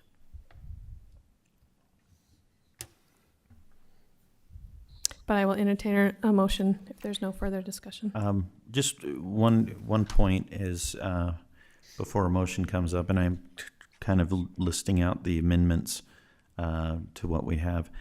Just to do your point, the tree and shrub regulations for public ways and places on page 10 and 11, the public right-of-ways, tree and plant care, and under pruning corner clearance, you'd ask for notification. This is generally on all of our streets within the right-of-way. We do have the right just to go and trim without giving formal notice. And this is for a public safety issue. You'd wanted to kind of refer some kind of reference on a 10-day notice or something like that. Well, it doesn't need to be 10 days. That was Sherry's recommendation, to give them time to do it. But if you just talked to them and knocked on their door and said, this is in the public right-of-way, we need to trim it, then most neighbors would be okay, rather than walking out and seeing somebody cutting your bush. That's all I was talking about, is to actually speak to them. But like you were saying, give them some time to fix it is a good idea too. Yeah. So I think that's a good idea. At the same time, just to let you know, we do have a couple thorny neighbors who get quite feisty. We've had some on several streets that don't want us to touch trees, and they're clearly blocking views of stop signs and everything. So I'm just a little bit worried about curtailing that right to maintain public safety. And well, I don't think it doesn't curtail their right. It just says, I'm going to tell you I'm doing it. Oh, Yeah. And you do it anyway. Yeah. It doesn't say they have to consent to it. No. Then we send in the SWAT team. We take care of it. I do know that Dan is really good about that, though. I mean, I know he talked to me. My mom had an issue she's on the corner there by the stop sign. He was really good about it. We took care of it. We trimmed it. The city didn't have to come do it. Well, you're always going to have people that are mad. I get it. But it has to happen for public safety. So Yeah. But I like the idea of kind of notifying them instead of just showing up and trimming it. Councilmember Saunders, I just want you to know that I noticed your mom's this morning. I did actually stop and notice it this morning. Yeah. Well, I trimmed it a long time ago, and No, you could still see through there. hopefully it's still looking okay. I think this would be something we should get out to. This is like my number one call of people is why aren't we doing this? So if we could have a communication strategy to get this out, I think that would be good. So just to finalize, for 4 and 7, I would just propose the city shall have the right as determined by its sole discretion and after attempting to contact the property owner. I like that. And on 7, the same thing. The city shall have that have the right to prune any tree when it interferes with the visibility after attempting to contact the property owner. If that's okay. And we try to be good neighbors, so. I know. Again, it's language. Yep. I read the words. It's for the future guys that come after that aren't so neighborly, right? Right. So would anybody like to make a motion? Did you have something to say? He's got it all written down. I do Amendments. too. Do you have them? Okay. Yeah. I wrote them down, so you catch me if I missed any. Be ready, Emily. Okay, I would move to adopt ordinance 13-2022 landscaping standards and requirements with the following amendments. In section 1 under open space, remove B and C completely. In section irrigation design standards, remove 10 completely. In the tree and shrub regulations for public ways and places, change number 4 to include, and after attempting to contact property owners, in the sentence that says, the city shall have the right as determined by its sole discretion. And do the same for number 7 in that same section. Did I miss something, Matt? I would just say on that number 10, under landscape design or irrigation design standards, instead of striking the whole of 10, just the last sentence of 10, operation is strictly prohibited between the hours of 10 a.m. to 6 sorry. p.m. Amend my amendment and remove the last sentence. We had also discussed removing provided, the section in irrigation standards that they shall be provided with a smart automatic irrigation controller. Sherry had some language for that, but I don't remember exactly Would you say utilize? what it was. Shall so- utilize. Shall utilize. Okay. So Sounds that good. was in number 2 and number 4 under irrigation design standards. You got that, Emily? Okay. Motion over. And then number 4 would just say drip emitters or bubblers shall be used. I can't hear you. Yeah, number 2 and number 4. Shall utilize. That's what she said. And number 2, landscaped areas shall utilize a smart automatic irrigation controller. And number 4, Number 4. would need to read drip emitters or a bubbler shall be used for each tree. End of motion. Yeah. Do I have a second? Second. I have a motion and a second. Any further discussion? Councilmember Morse? Aye. Councilmember Dixon? Aye. Councilmember Saunders? Aye. Councilmember Swap? Aye. And I am a nay. The motion passes 4-1.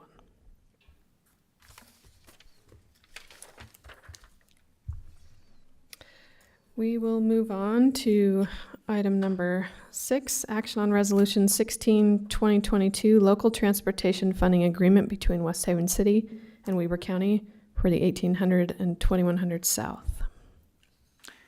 So, council, if you don't mind, just address this.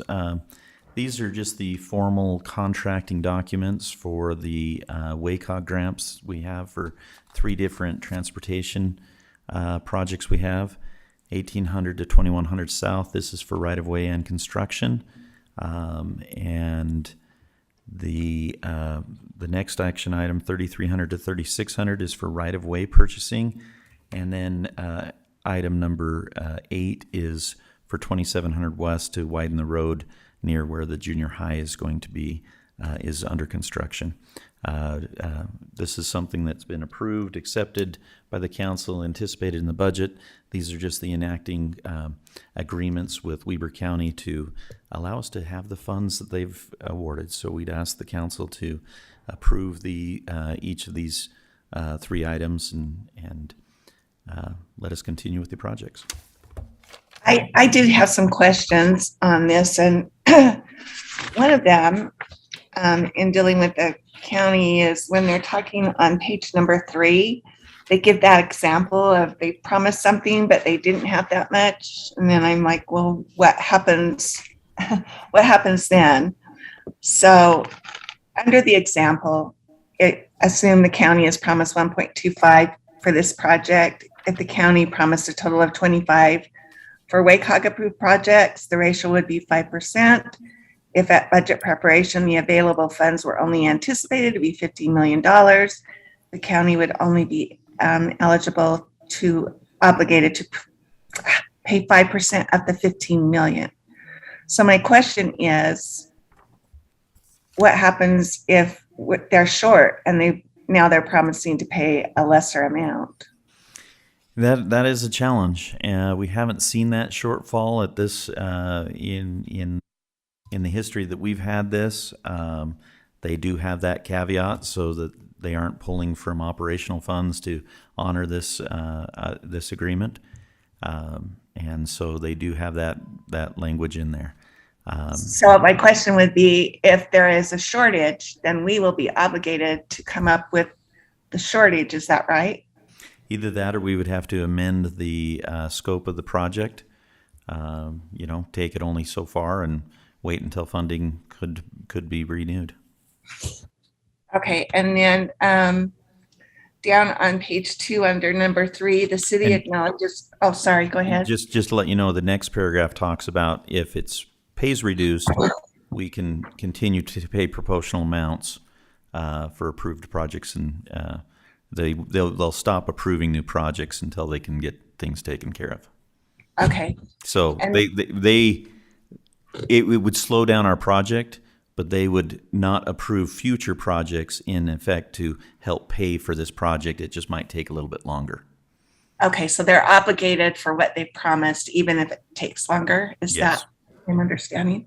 And then also on the first page of the one with 1800, where it says Weber County, Herring County has, it's 6 paragraphs from the bottom.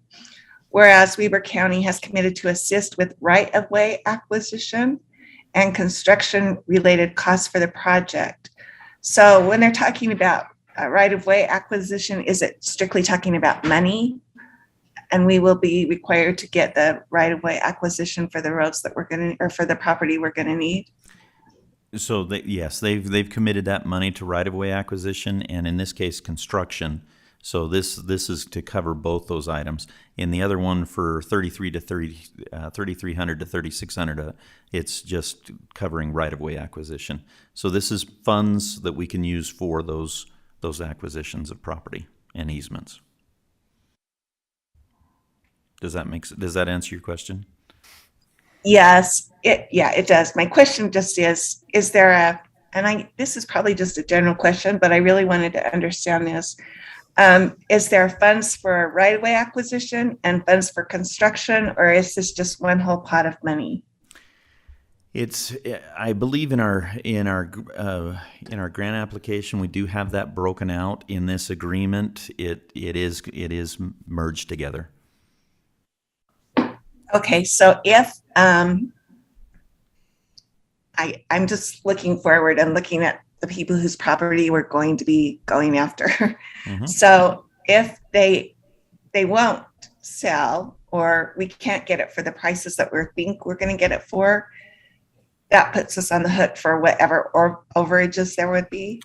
In past points, and in fact, we have a request in, an additional request in this year, we can go back to the county and ask for additional funds if right-of-way or construction price is rocketed. We're seeing that already with between 3,300 South and 3,600 South. The amount that we've been awarded is not going to cover it, and the mayor's asked us to put a letter of intent for additional funds on that, and so we're processing that. So in that case, it might delay the finalization again of the project as we request for more funds, or we dip into our road impact fees a little bit and request additional funds. In that case, we could just pay for it all ourselves if there was a shortage or an overage on costs, but we can always go back to the county and request more. Sorry, I was unmuting and muting at the same time. So the 2024, the dates, are they carved in stone? So we will have this by this amount. Is this contract bound by the time limits in the contract? Yes. So this is during that year we'll be receiving those monies and being able to take on those projects. Then we can always do work in advance, get agreements and do expenditures, and that can be shown as part of our contribution, which depending on the project has a certain amount. And so we can always start on these projects before that time. We'll just have to rely on the city's monies and to either be reimbursed by the county or not extend into the portion that the county does yet. That's generally how we do. We spend our own money first, and then have the county go pay the remaining amount of the project. I try to do that with my husband, but it doesn't always work. So I use my own money first, but enough said. Thank you. I just wanted to understand. I appreciate that. Are there any other questions? I would Is entertain. this, will this be a process of eminent domain or is this kind of voluntary on the landowner's part? Yes, for both. Yeah. Council members. Willingly because they have to. Yeah. Well, and most of the times we try to go in and get an amiable contract out of it based on the transportation needs and the projections. It could go into eminent domain. Okay. It's not something we prefer to do. It's our last. I anticipate this is going to be a tough one with those people off of 21st Street. They've been adamant about it for a while, so just wondering how it's going to go. Interestingly, it will. Always interestingly.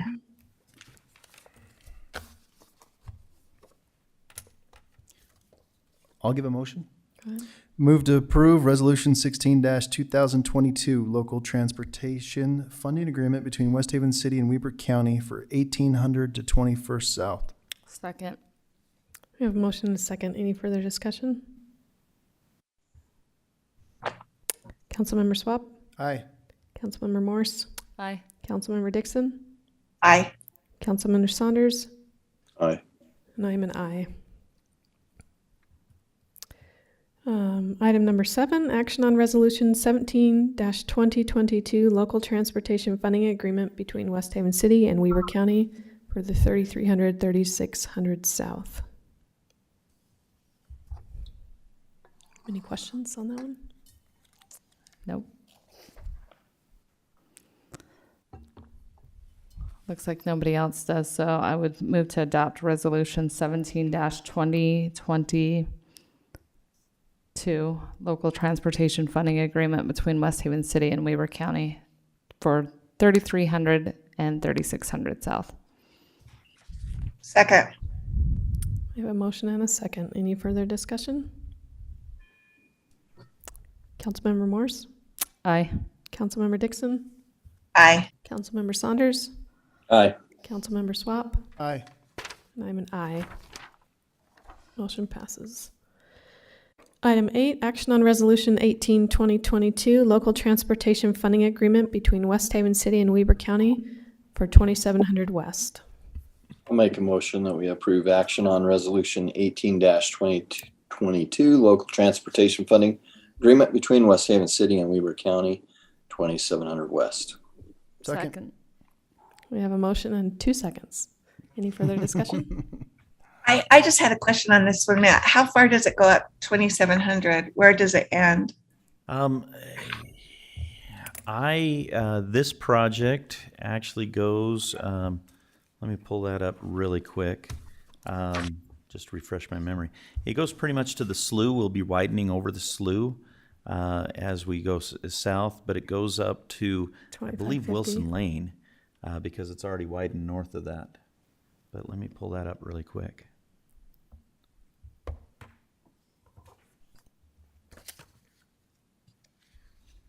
From 2,000 to I 2,550. think it's just 2550.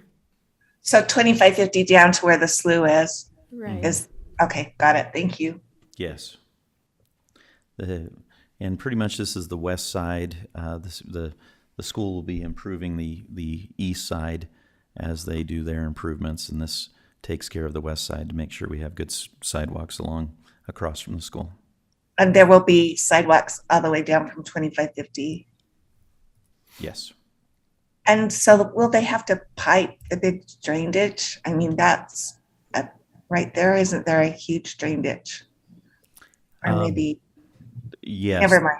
I'm There just will be. thinking out loud. Yeah, there will be stormwater mitigation and controls set in. So Thank you. no problem. We have a motion and a second to approve Resolution 18, 2022. Councilmember Saunders, Aye. Councilmember Swap, Aye. Councilmember Morse, Aye. Councilmember Dixon, Aye. and I'm an aye. Motion passes.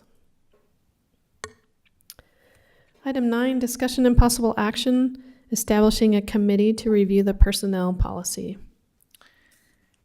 This is a request based on our discussions during the budget process. We're asking for a complete review of the personnel policy. I brought a copy of it. It's about 70 pages long. What we're asking for is to formalize a committee that will review that over the next couple of months and have that in place by the end of this calendar year so that we can review and implement these things during the upcoming budget cycle. The proposed committee would have 2 council members, a member from the Special Service District Board, myself, the recorder, as she's the acting HR for us, the city attorney. We'd like to have a representative from our full-time city employee group and possibly an outside expert. I've reached out to the county's HR administrator for that, and there's a couple other cities that have actual HR personnel that could come in and just give us an outside view of things. There's several things we need to update in it. First, one of them is to incorporate the city manager position and responsibilities in there, but also additional consideration for the new federal holiday, compensation, merit and COLA standardization, so we have a good policy going there. There's quite a bit we should look at and just update as we go through. So asking for consideration on that, and if there's just a motion to proceed on that, and also if there's any volunteers that would like to sit on that committee for and participate. I would like to sit on that committee, Matt. I think I'm a good fit for that. So I was going to say, I thought that Councilmember Dixon and Councilmember Call had done some pretty heavy reading lately. So I already got Hey. the look from these two, so. So you're saying they're really good at it? Yes. Speed not readers? voluntary. I can do it unless somebody else would like to. It's fine. Matt, is there a cost, though, to have an outside expert?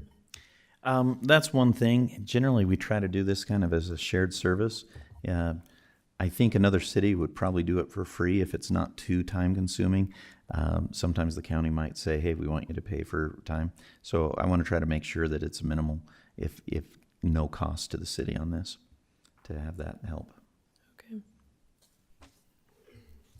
I just want to say thank you to Councilmember Call and Dixon for your reading skills. I fully support that. Thank you, and thank them myself.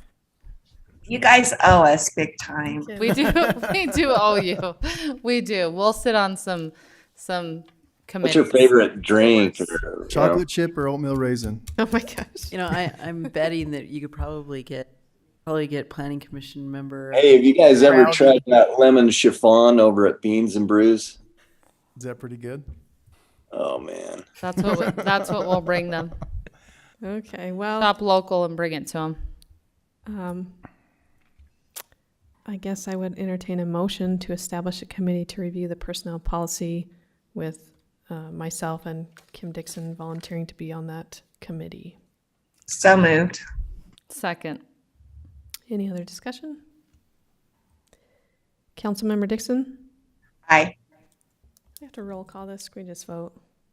Okay, all in favor? Aye. Any Aye. opposed? Motion passes unanimous. Item 10, discussion and possible action on the use of ARPA funds for purchase of a mobile generator. We had mentioned in the previous city meeting that we'd be bringing a list of ARPA funds. We're still working on that and some projects, and we'll be likely reviewing that the 1st of August. Here is a purchase, though, that has a long lead time that we'd like to hopefully avoid if we could.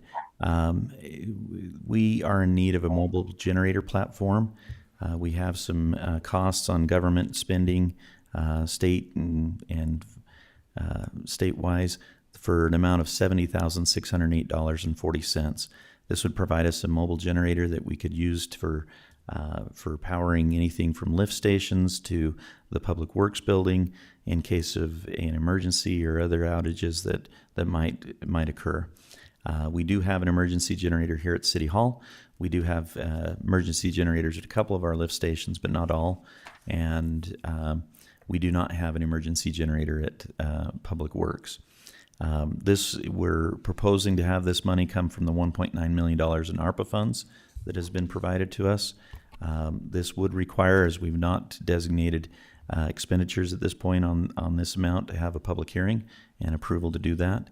And if the council would consider the purchase of this, we'd like to set that hearing for July 20th so we can get this and hopefully make this purchase and get it acquired by the end of this calendar year. So this meets all of our ARPA requirements now. I'm sure it does. Yeah, specifically, this one would fit even the restrictive ARPA requirements that we don't have. We actually have some good liberty on this, where this is a need for the city and the Special Service District.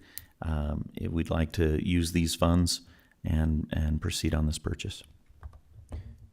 Have we had other quotes on that generator? That seems like a big amount for that generator. It is. It's a 125 kVA generator. This is on a state contract, so these are pre-negotiated amounts. It does include the trailer and some additional items there to kind of get us set up and totally mobile. The amount that we have that I've requested is just a little bit higher, just because there's some fuel standards that or fuel surcharges in today's environment that would have to be adjusted at the time of order. Is there a reason why we're being asked to approve this other than lead time before receiving a full list of priorities for ARPA funds? Pretty much lead time, yes. What's the lead time?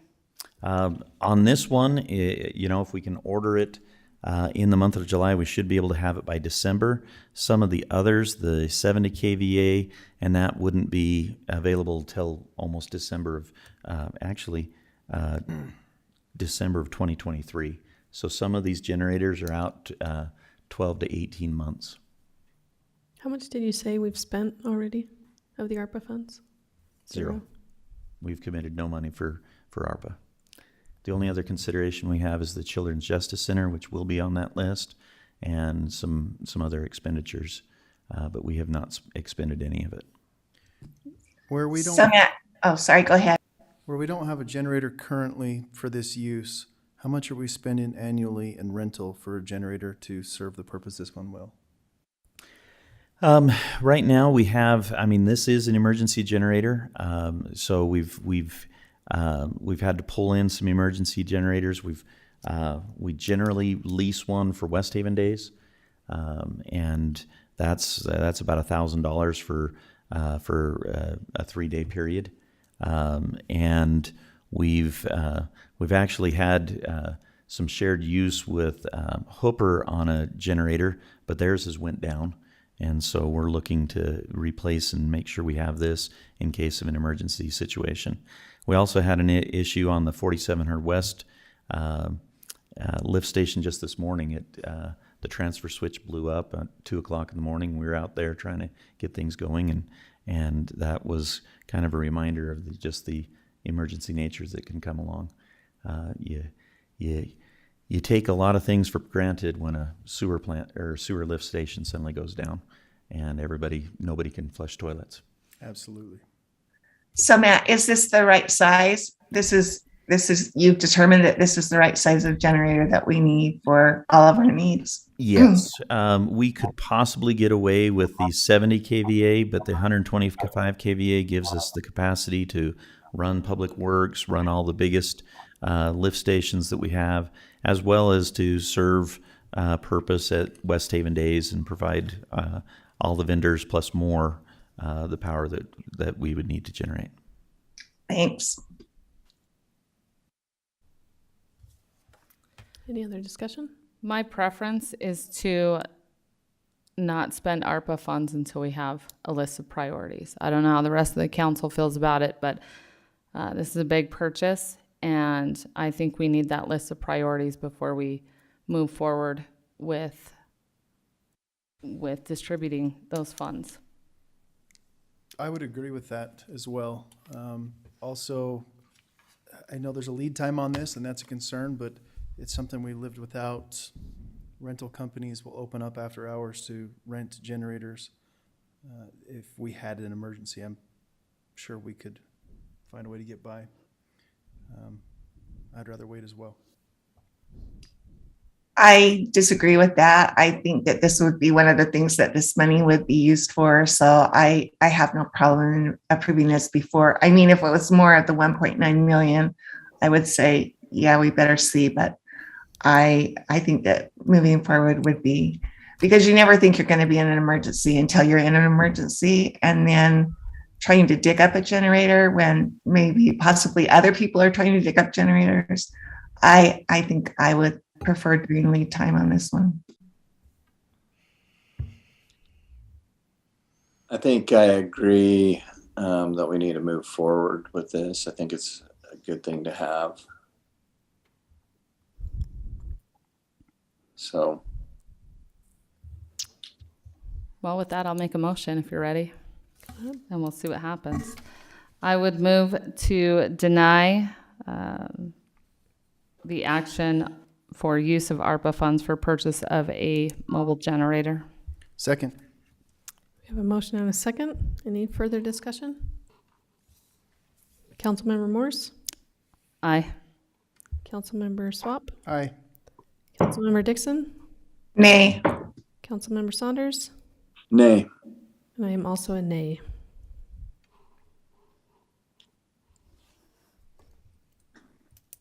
Do we have to do another motion? So I guess I'll make a motion to approve the use of ARPA funds for the purchase of a mobile generator.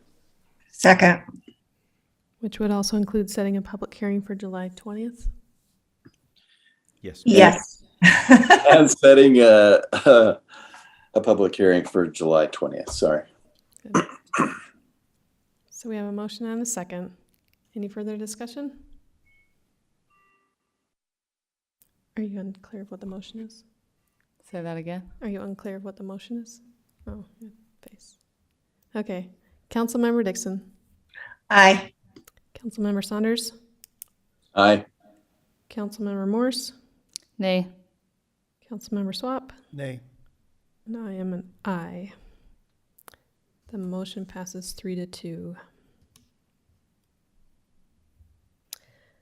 Item number 10, executive session. The council will consider a motion to enter into a closed meeting for the purpose of a strategy sessions to discuss the character and professional competence of an individual to be held in accordance with the provisions of Utah Code 52-4-205. I would entertain a motion to leave the public meeting and enter into executive session. So moved. Summer. Second. A motion and a second. Councilmember Swab, Aye. Councilmember Dixon, Aye. Councilmember Morse, Aye. Councilmember Saunders, Aye. and aye from me. Thank you.